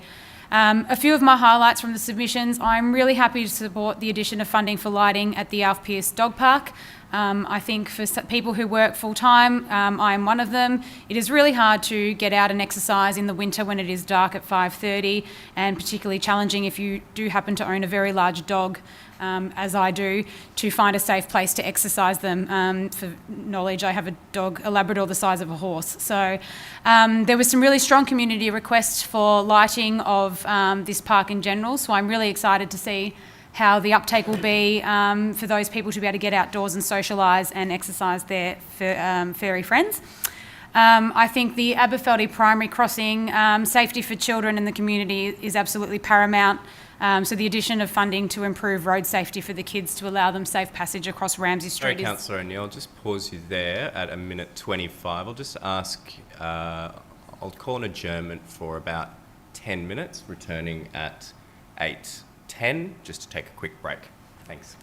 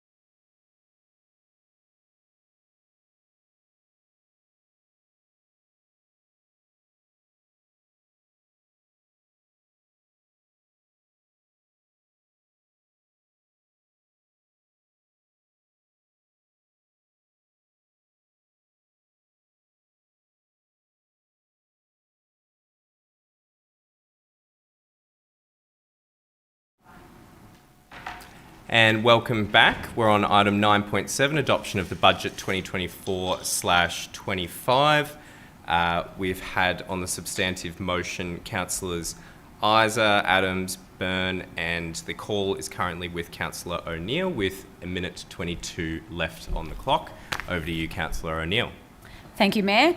I was just highlighting a couple of the projects that I am happy to see in this proposed motion for funding. One of the other projects I just wanted to mention was the plans for the Muni Ponds Bowls Club. Accessibility is a really big problem in some of our ageing council buildings for the elderly, frail and also the disabled. Building accessibility as well as accessible bathroom facilities is really quite often poor in these older properties. So putting some plans in place to improve these access for the residents who wish to participate in the community groups is vital to making sure that they can attend, particularly our more senior residents, so that they can socialise, which will improve their mental health and wellbeing. So funding to progress plans for the Muni Ponds Bowls Club to make it more accessible and welcoming is another project that I'm happy to see funded. Apart from that, that's all I wish to say. Thank you. Thank you, Councillor O'Neill. Would any other councillor like to speak on the motion? Councillor Hodgson. Thank you, Mayor. It's always the case that we, give a lot of airtime to some of the changes that we make, and rightfully so, because we have to justify the position. I thought I would just take my time to highlight some of the things that are in the budget that haven't been spoken about yet tonight. In tonight's budget, we will allocate money to the Essendon Rowing Club Pavilion upgrade to complete the female-friendly change room upgrade, and I thank that club and their members for their patience and working with us for an outcome there. The Walter Street Reserve Pavilion will progress to just design progression, and as we've pointed out, there's a few other projects that are progressing through the design phase and without the construct money yet, so I flag to the community to be patient with us while we continue to prioritise that work. The Ascot Vale Library redevelopment continues. There's a $1,580,000 allocation for that. In the leisure facilities renewal and upgrade works, there's an inclusion of a major infrastructure upgrade feasibility study for Queen's Park Pool. I know that is something that's been raised with me very often. And look, any number of other very important projects that we are progressing or funding through this financial year. It's hard to strike the balance. There are obviously so many, as I highlighted in the council plan initiatives discussion, there are so many different things that our community want and need, and we take a look at it holistically. I agree with Councillor O'Neill, who spoke about the submitters, and thank all of those people. 107 submissions, 26 of which came and spoke to us, or just under 26 on the night. A few late apologies. It was really wonderful to hear from everyone out there who's as passionate as we are about improving the municipality, and I thank them for the effort that they put into making submissions. And just want to, I guess, note that one of the points in the motion is that all of those submissions after tonight will receive a response and some further information about their submission. And I want to assure the community that all of that information that we garner through the budget submission process does inform our future decision making as well. So it's a really valuable process, and we thank you for your engagement in this huge piece of work. Thank you to officers. Thank you to councillors for the robust discussions that we've had to settle this. 2-minute extension, Councillor Hodgson. I think well-balanced budget that addresses the various needs of our community. Thanks. Thank you, Councillor Hodgson. Would any other councillor like to speak? Councillor Bedio. Thank you, Mayor. I'd like to move an amendment, if I may. Yes, what is your amendment? An additional point 14 under point A that reads allocate $50,000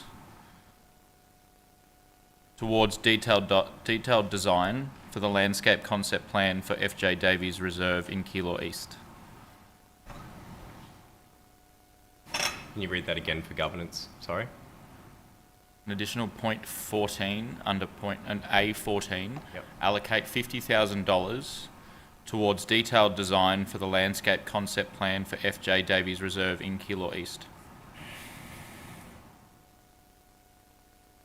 For the landscape concept plan for the what, Councillor Bedio? For FJ Davies Reserve in Keilor East. For FJ Davies Reserve in Keilor East. I'll just read it back to you. Allocate $50,000 towards detailed design for the landscape concept plan for FJ Davies Reserve in Keilor East. Is that right? No, the? Or the would probably be more accurate. Or for the FJ Davies. Yeah.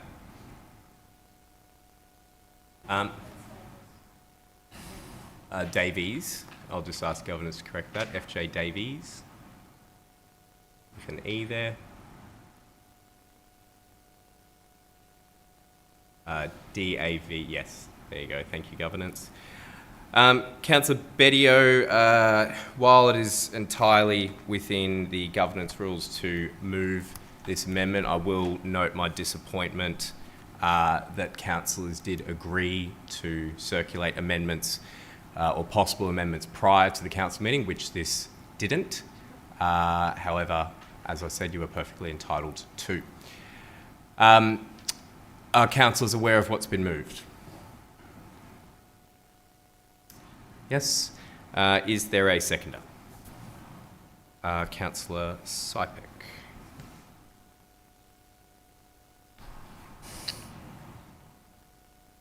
Councillor Bedio.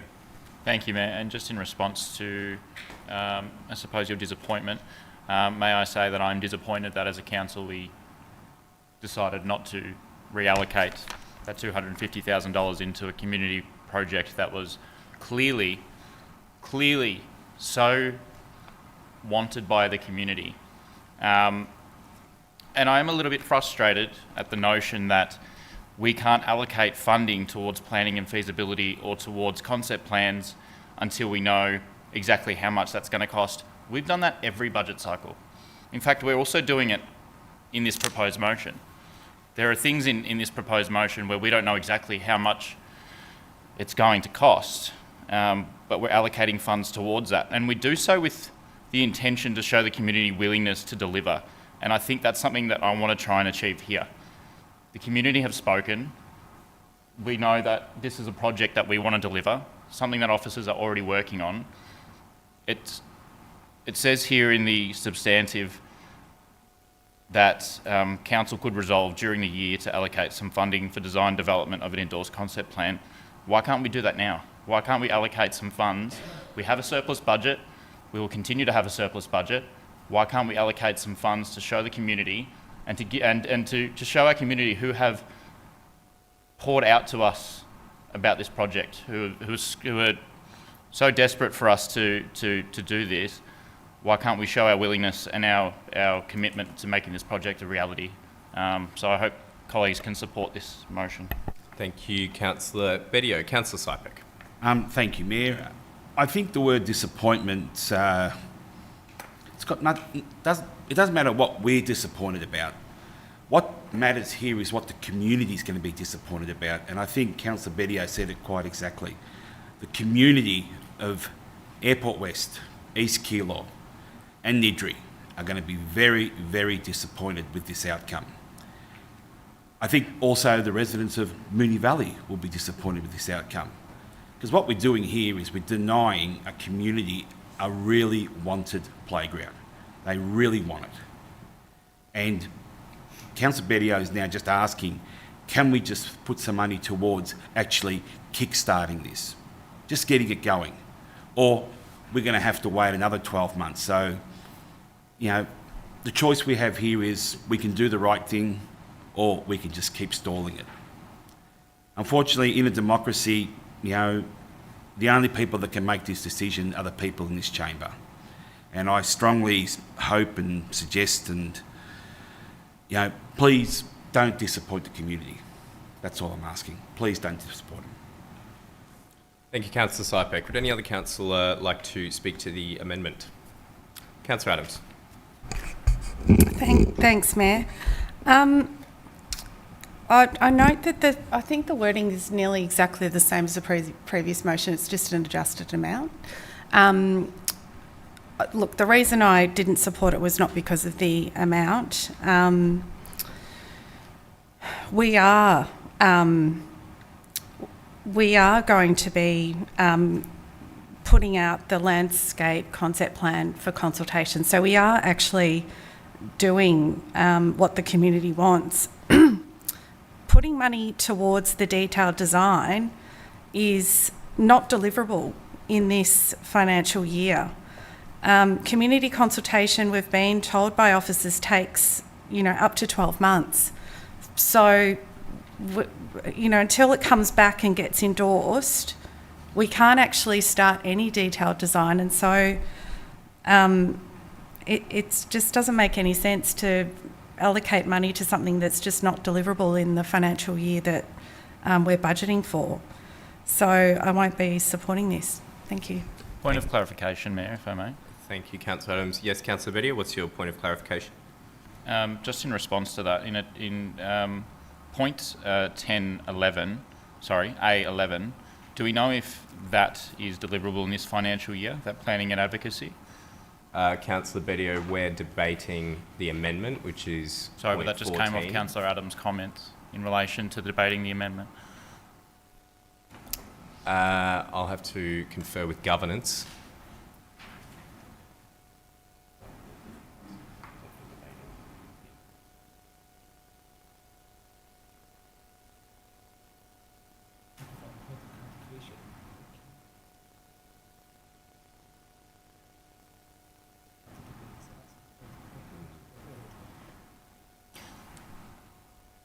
Just 1 second, Councillor Bedio.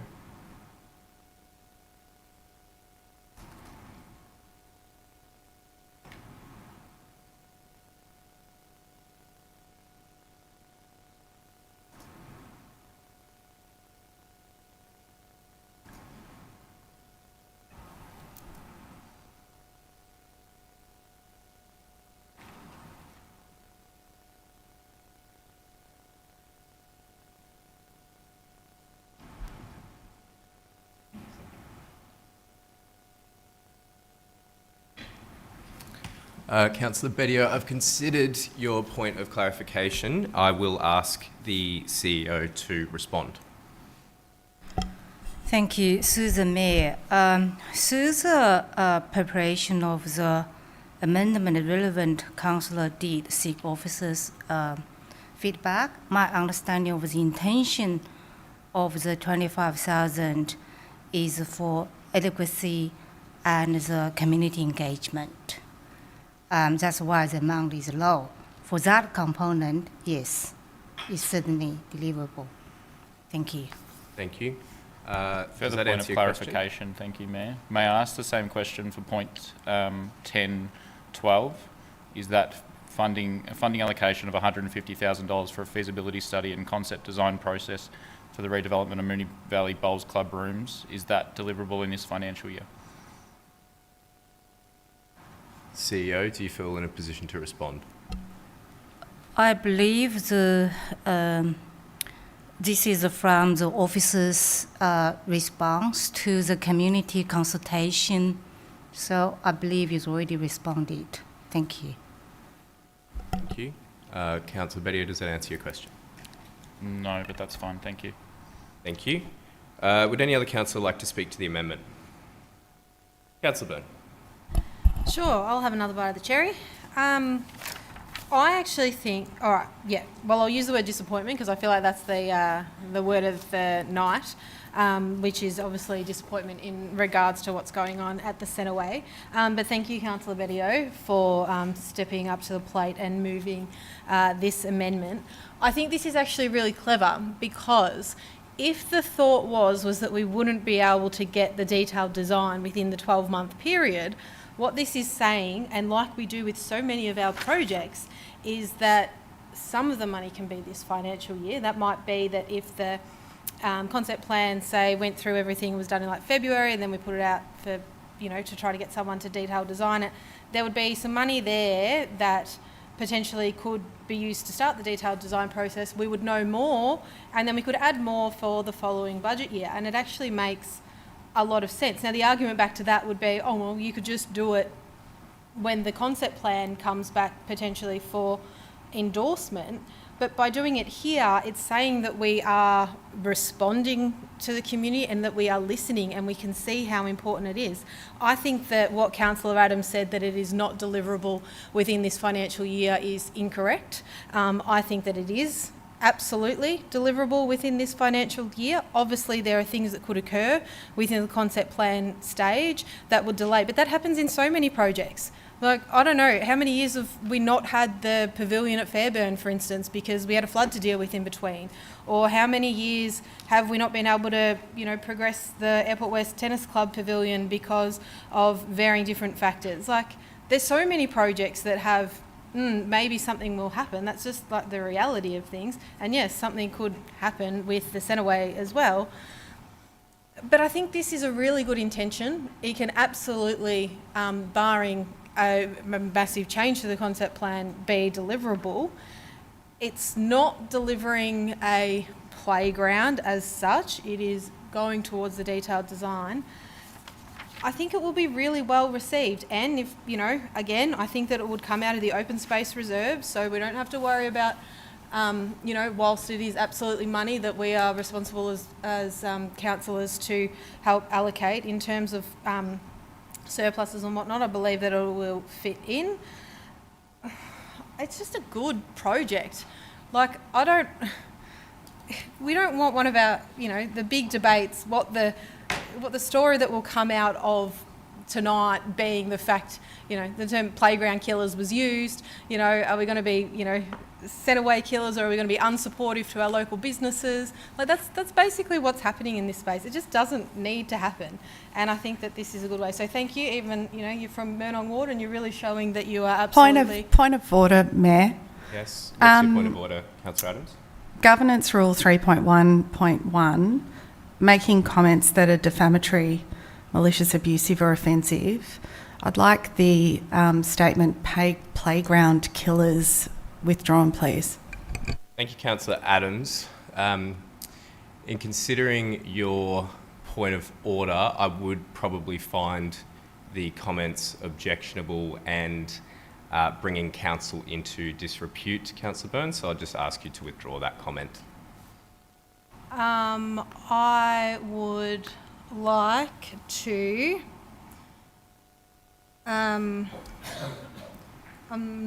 can I please have a moment, Mayor? Councillor Byrne, I've asked you to withdraw the statement. What would you like me to withdraw, Mayor? The term playground killers. Mayor, could I intervene and just ask... no, Councillor Sypek, you may yes, not. I can. No, you may not. We are dealing with a point of order here. I've asked Councillor Byrne to withdraw the comment. I will withdraw it. Thank you. What was I withdrawing, Mayor? The term playground killers, with reference to council. Okay. So I'd like to step in now here, and I'd like to challenge your decision on the point of order, Mr. Mayor. What's your point of order, Councillor Sypek? I'd like to challenge your decision. That's not a point of order or a procedural motion, Councillor Sypek. Not a point of order. I'd like to challenge your decision on that. That's not a procedural motion or a point of order, Councillor Sypek. You need to refer to the governance rules. I do not uphold that. Okay. Councillor Byrne, you had the call. Mayor, for a point of clarification, can Councillor Sypek please be guided by governance in terms of what to say, as he obviously requires some assistance? Councillor Sypek, do you require an adjournment to form a motion? Yeah, fine. I will call a 3-minute adjournment, returning at 8:37 for Councillor Sypek to familiarise himself with the governance rule that he seeks to move. We'll return in 3 minutes.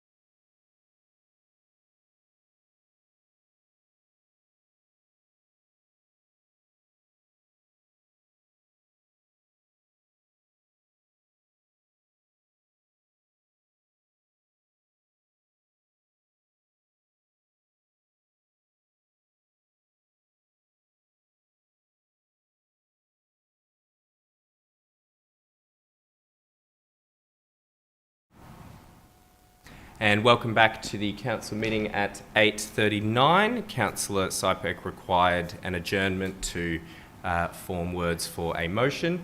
Councillor Sypek, do you have a motion?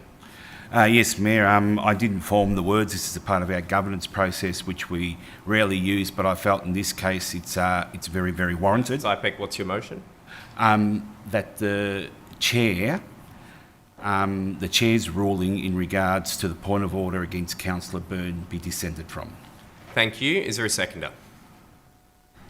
Councillor Byrne. I will now vacate the chair and ask the Deputy Mayor to take over.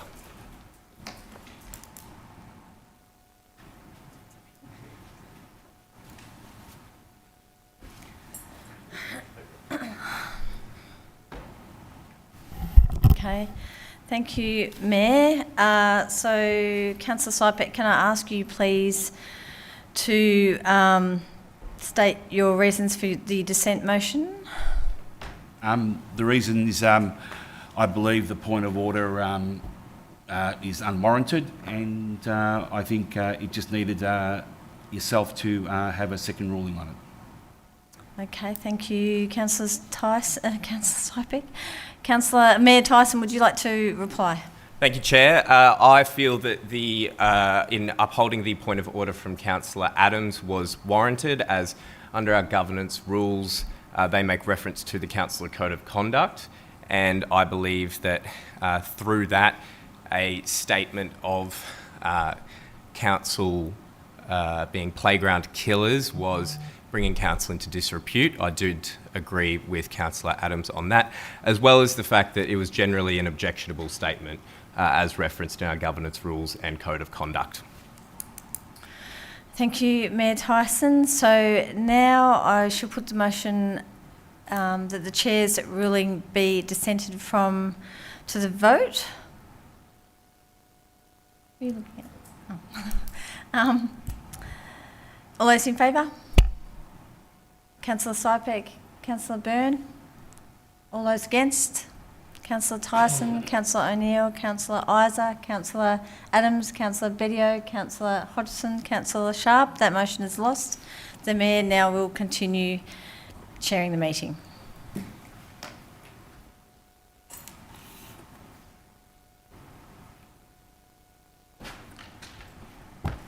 Thank you, Councillor Sharp. We now return to debate, where Councillor Byrne has 5 seconds on the clock remaining. Councillor Byrne. Sure. In regards to playground killers, it was something that was used as a previous council meeting and it hadn't been. And your time has expired. Thank you, Councillor Byrne. Please finish my sentence. I'll give you an additional 2 minutes. I don't believe I've given you an extension yet. Please go ahead.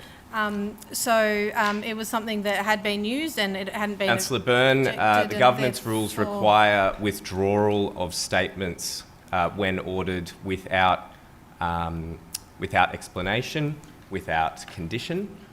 So I'll ask you to continue, but explaining your reasoning after withdrawing a statement is putting conditions on withdrawal. So I ask you to refer to your amendment. Okay. Well, I appreciate robust debate and I will continue to use robust debate. Obviously, everyone has a varying line in terms of where that occurs, and I suppose that can happen in across a variety of different motions, but there have been many different words that have been used in regards to the Centreway Playground and the removal of $200,000.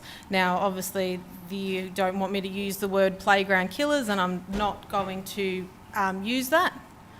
I've just said I'm not going to use it. You just said it again. Councillor Byrne, I'll give you Councillor Byrne, Councillor Sharp. I've been interjected. I'll put a point of order on that. Councillor Byrne, I'll ask you to pause. Councillor Sharp, I don't appreciate the interjections. Councillor Byrne, I'll ask you to stop referring to the remark that you had to withdraw, and I believe that you're being deliberately mischievous there, and I'll give you a warning for that. I'll ask you to please continue and speak to the amendment. Well, I won't use those words anymore, but what I can say is that even if I'm not using them, I can guarantee that the community will be using a lot of different things, because it's really disappointed over 800 people in the community that money was taken out of such a precious space. So if you don't want to hear words from me, so be it. I'm sure we'll hear them from the community in days going forward if this amendment doesn't get up. Thank you, Councillor Byrne. Would any other councillor like to speak to the amendment? Councillor O'Neill. Thank you, Mayor. I'll be quick because a lot's been said on this. There was a statement about the allocation of funding for the community carbon emissions was in response to 10 budget submissions, and that's why it makes an appearance. And I just want it noted that the Centreway Playground received 19 budget submissions, yet it doesn't seem to be getting any recognition. So that's all I wish to say. Thank you, Councillor O'Neill. Would any other councillor like to speak to the amendment? Councillor Isa. There was a comment earlier about the process that councillors were asked to follow in order to come to this meeting fully prepared to make a really informed decision about our $230 million budget on behalf of our community. And that process was agreed to by all councillors, where we agreed to flag any amendments by Monday. And we agreed to also ask any questions of our officers by several meetings ago, to give officers enough time. And that has all been followed with respect to everything in this motion except for the last two amendments that were moved. And the reasons that we agreed to this process were so that we didn't put forward things that weren't informed by officers' comments about scope, costings and deliverability. One of the problems with this amendment that's just been moved is that we have no advice on the scope and costings. And in fact, the advice that we've got for other questions that have been raised indicates that the amount of money that's been put forward would be insufficient to deliver what's being then put in the rest of the motion, in the rest of the amendment.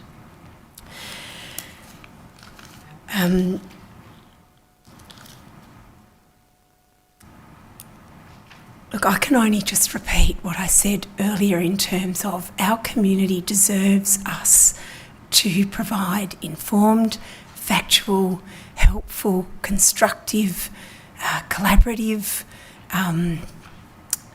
information that is based on officer advice and doesn't confuse people, doesn't seek to undermine confidence in council's decision making. So I guess I would just hope that for the rest of the debate tonight, councillors consider it our duty to make sure that we are providing confidence in the work of our officers, confidence in the budget that we have worked for almost 6 months on, and had a good process around, a good robust process for making sure it's an informed process. Mayor, point of order. Well, what's your point of order, Councillor Byrne? The debate is not relevant to the... Sorry, Councillor Bedio. Councillor Byrne, what is your point of order? The debate is not relevant to the motion. Matter under consideration, Governance Rule 55.2. Which matter? Councillor Isa is talking about the past 6 months of working towards the budget and why this shouldn't be in there, and I don't think that that is actually relevant to this point of this amendment. Councillor Byrne, I have given councillors generally a wide berth in terms of speaking to topics in this budget, in this motion, to speak generally, as well as questions from councillors. So I do not uphold that point of order as Councillor Isa is talking generally about the budget process, and I have allowed other councillors to do the same.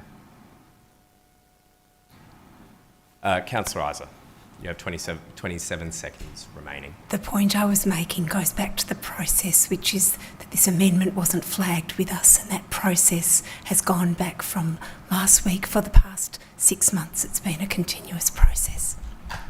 Mayor, Thank point you, of order, Councillor. 55.2, being that, again, that's not relevant to what is happening with this particular motion. Councillor Bedio didn't know that my amendment, which was circulated, wouldn't have gotten up. So what is irrelevant to the matter under consideration? What is irrelevant to this We are amendment? debating whether or not we allocate $50,000 towards the detailed design for the landscape concept plan for the FJ Davies Reserve in Keilor East. We are not debating whether or not someone has put forward an amendment in time. Councillor Byrne, the councillor was talking about this particular amendment. I fail to see how. I fail to see from what you've discussed there. I think process can be spoken about in a proposed amendment. I do not uphold your point of order. Point of order, Mayor. Councillor Bedio, what's your point of order? Governance Rule 28. I do believe that by... sorry, I'm actually going to seek an adjournment so that I can formulate this. Thank you. Thank you, Councillor Bedio. I will pause the meeting for 2 minutes, returning at 8:52 for you to form your motion. Returning in 2 minutes.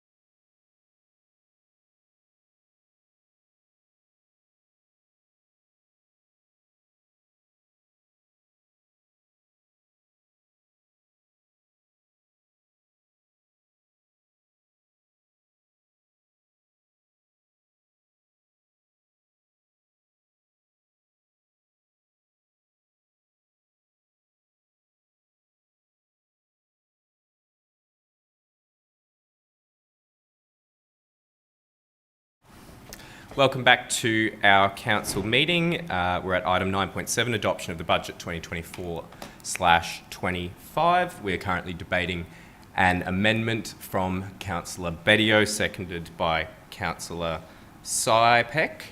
Quite a few councillors have spoken already. Councillor Bedio has the call with a point of order. And I'll withdraw that point of order. Thank you, Mayor. Thank you, Councillor Bedio, and I acknowledge the high tempo in the room and the robust debate, but I appreciate all councillors debating respectfully. Councillor Byrne. Mayor, can I please raise a point of order? Yes, what is your The Chair point must of not order? accept conduct that constitutes improper behaviour or conduct contrary to the Councillor Code of Conduct, 55.4, in relation to Councillor Adams' comment that that can't be delivered. I believe that was deliberately misleading the community. That what can't be delivered, sorry, Councillor Byrne? The $50,000 towards, yes. Thank you, Councillor Byrne. I might ask the CEO whether, as a point of clarification for myself to rule on the point of order, whether you or your officers are in a position to comment whether the item is deliverable, whether the $50,000 for detailed design for the landscape concept plan for the FJ Davies Reserve in Keilor East is deliverable. Thank you, Mayor. I need to refer this to Director Planning and Strategy, Brad Waters. Thank you. Through you, Mayor, thank you. Officer's advice on this item pointed to seeking to conclude the community consultation on the concept design plan, at which time we could allocate funding during the year potentially to conduct a detailed design process. The conclusion of that process is dependent on the community consultation feedback and whether any design changes are warranted in the concept stage. So we can't provide a guarantee about the conclusion of detailed design. The other comment I would make is $50,000 would likely be insufficient to complete to let a contract for that detailed design at that time. Thank you, Director, Strategy and Planning.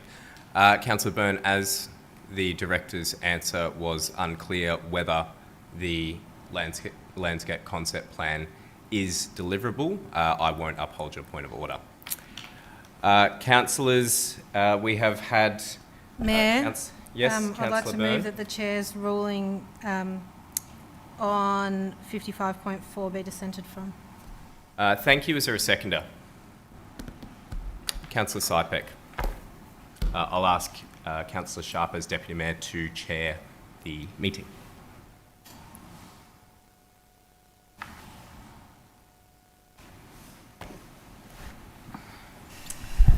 Thank you, Mayor. Okay, I'd like to invite the mover, Councillor Byrne, to state the reasons for their dissent, please.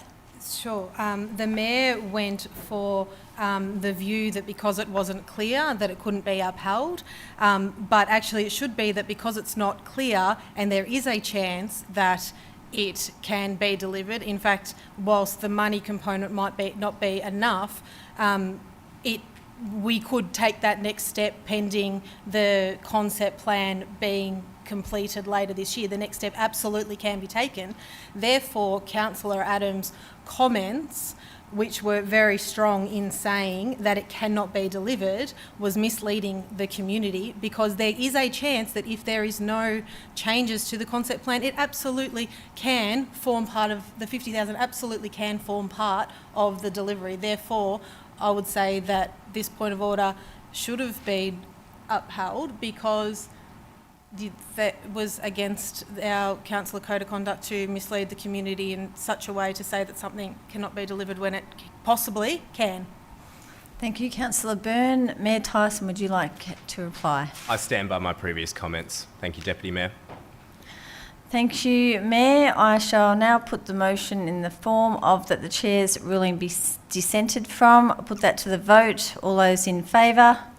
That's Councillor Sypek, Councillor Byrne. All those against? Councillor Tyson, Councillor O'Neill, Councillor Isa, Councillor Adams, Councillor Bedio, Councillor Hodgson, Councillor Sharp.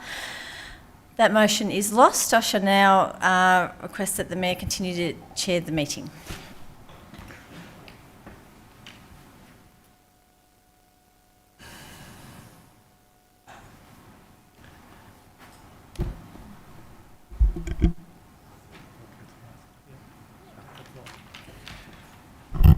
Thank you, councillors. As we return to the meeting, I will give the call to Councillor Isa, who has 13 seconds on the clock. Councillor Isa, would you like to continue? The original motion included the capacity for the concept plan to go to the endorsed concept plan to be considered by council at a later stage where deliverability can be assured. Thank you, Councillor Isa. Would any other councillor like to speak to the amendment? No? Councillor Bedio, I'll ask whether you would like a right of reply. Go ahead.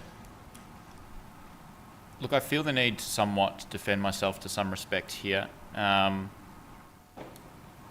It was called, the Mayor called out that he was disappointed that I had flagged this amendment and hadn't raised this with councillor colleagues earlier. However, firstly, I was following our governance rules. Secondly, council has circulated a number of motions prior to tonight's meeting, and I wasn't sure as to how those motions would progress or whether they would progress, and therefore at times we sometimes need to work on our feet, and that's what we often do in budget. So I just want to defend myself from the sense or any accusations, and I'm not saying there were, but just in case that was inferred, that I've been doing anything but being fiscally responsible and responsible in managing our $230 million budget. I'm confused that we as a council, who often allocate funding for feasibility projects that we don't know the cost of, and we've done that over the last few years. I'm confused. We've had 19 budget submissions and 826 petitions for this project. This is by far the most requested project on our current budget cycle. Why we can't show our willingness to our community by just putting in $50,000 to say we're going to deliver this. It might not be enough, as we heard from the Director of Strategy and Planning. It most likely won't be enough and we'll need to put more money in. But we're at the budget process now. Why can't we allocate some money now to show our good faith, to say, we hear you, this is something you want delivered, we're going to commit some funding to deliver that. And so I'm confused as to why we can't do something that we have done so many times in the past. And Councillor Bedio, your time has expired. I will now put that amendment to the vote. All those in favour? That is Councillor Bedio, Councillor Byrne, Councillor O'Neill, Councillor Sypek. All those against? Councillor Adams, Councillor Hodgson, Councillor Isa, Councillor Sharp, Councillor Tyson. I declare that amendment lost. I will just ask councillors to avoid making reflections on the chair, as I can't participate in debate. However, I would say, Councillor Bedio, that there was absolutely no malice or disrespect intended towards you, and I appreciate that you attempt to find a middle ground. However, with budget, I certainly need to point out when things haven't been distributed to councillors beforehand, but thank you. Councillor Bedio, did you want the call? I wasn't sure if you were speaking to the substantive. No? Would any other councillor like to speak to the substantive? Just as a reminder, councillors that have spoken are Councillor Isa, Adams, Byrne, Hodgson and O'Neill. Would any councillor like to speak? Councillor Sypek. Thank you, Mayor. So we're speaking to the substantive motion that's on the table right now. Okay. In my opinion, our officers do a great job by putting a budget together, and that's their expertise. That's what they do. They come up with a balanced budget. The problem that we have, and look, it's not a problem, it's all a part of process here, that these add-ons come on afterwards. And then when they come on at the draft budget, there are a whole bunch of add-ons that were put into the draft budget, and they're the ones that we've been discussing here. So it's just curious to me that submissions come in straight afterwards supporting most of these, which is, normal and reasonable. And, I fully support that because that's part of democracy. But I just find some things very, very contradictory here. And it's in regards to the reduction of the fleet renewal program by $500,000. Now, we are an environmentally friendly council. We want to do things to reduce our carbon footprint. But to take the money out of the fleet renewal, not only are we going to upset the program because, we keep certain vehicles, and then there's a program where those vehicles then either get traded in or moved on and we get newer equipment. And my thought pattern is that this renewal, we were going to buy a lot of electric, ride-on lawnmowers and other sort of vehicles where we could reduce our carbon footprint. But we're not going to be doing that. We're going to be, on one hand, we want, carbon reduction emissions, but on the other hand, we're just going to keep our diesel and petrol guzzling vehicles. So, I'm a bit confused.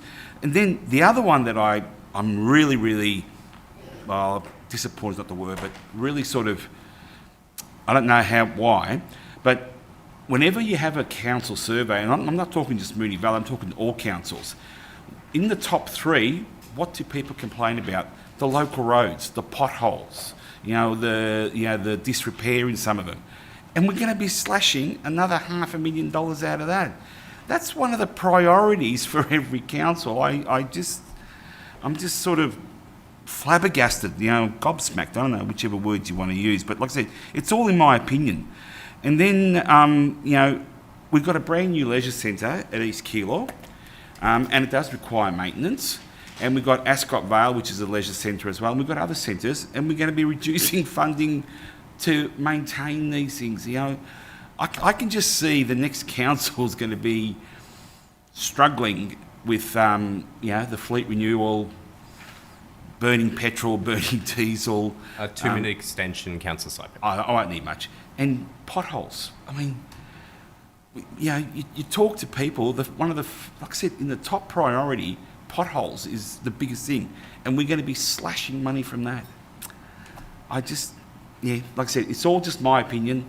And I hope, there's not much, we're talking to the substantive now, so I'm just disappointed in, there's some of the things, but I mean, I could go on for another 20 minutes and talk if we go on every individual line, but there's not enough time for that. But I just wanted to point out some of the major things, which is what the community wants.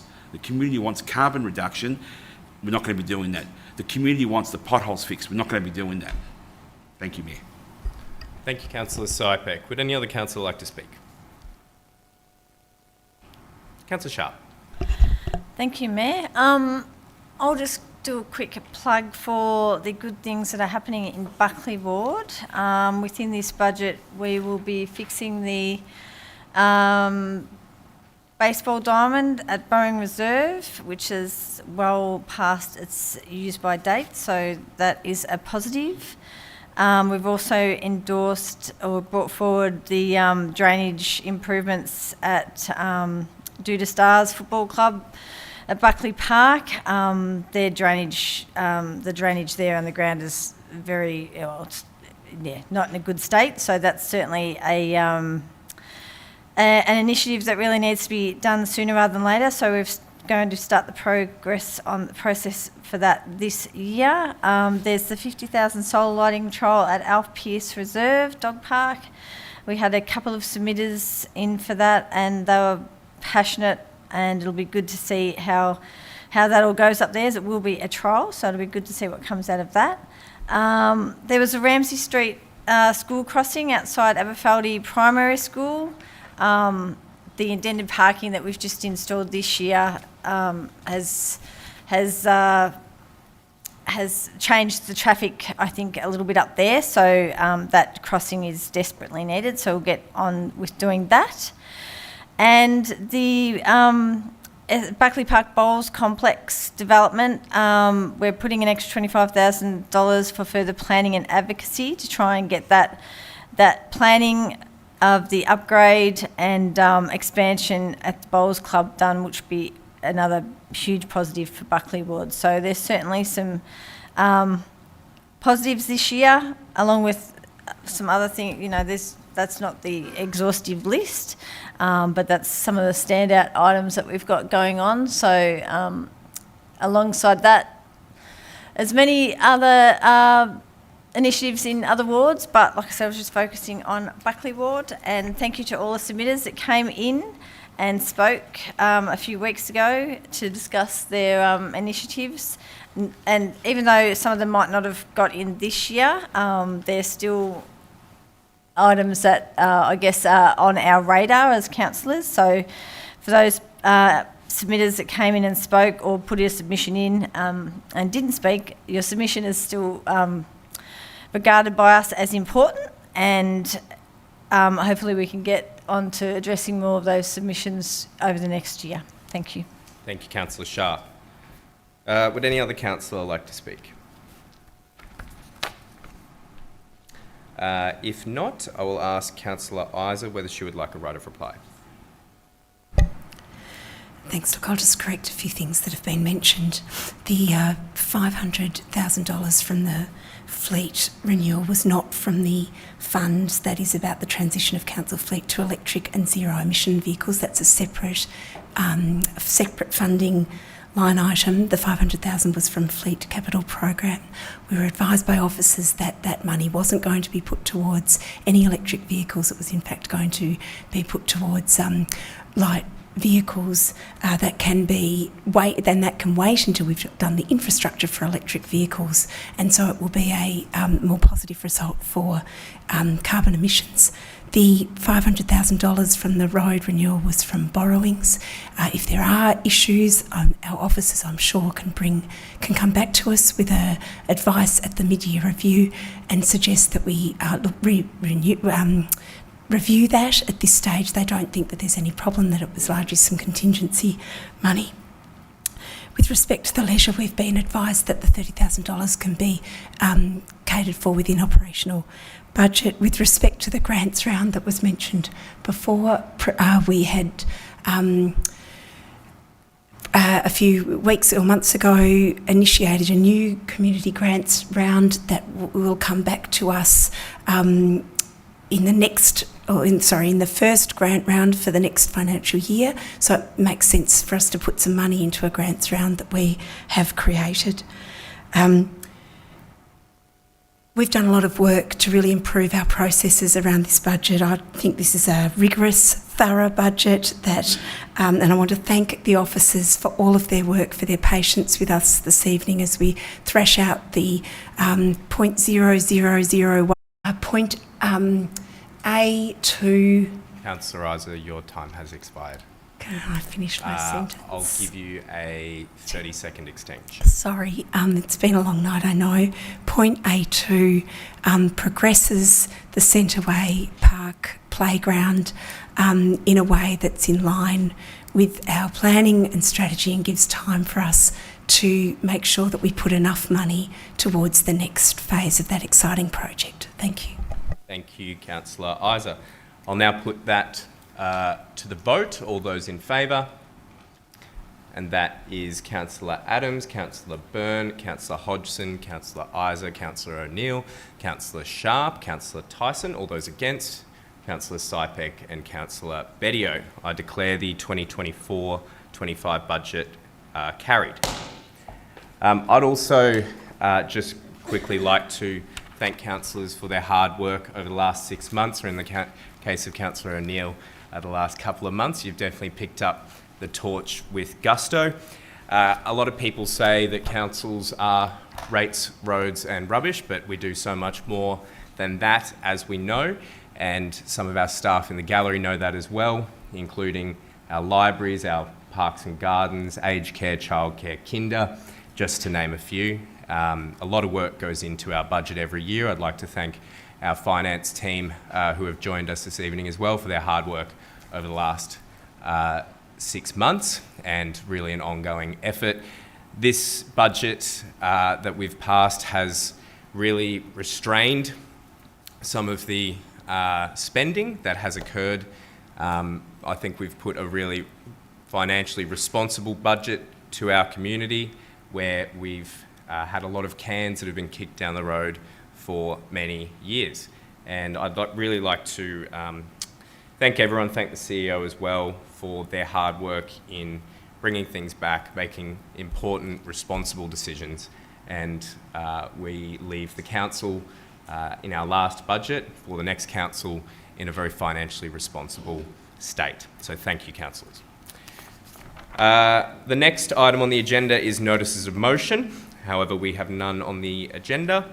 Item 11 is urgent business. Councillors, do we have any urgent business? No. Item 12 is confidential reports. We have 2 on the agenda. Councillors, can I have a mover and seconder? The council resolves to close the meeting to the public pursuant to section 66(2) of the Local Government Act 2020 to discuss the following matters as they're considered confidential under the terms section 3(1).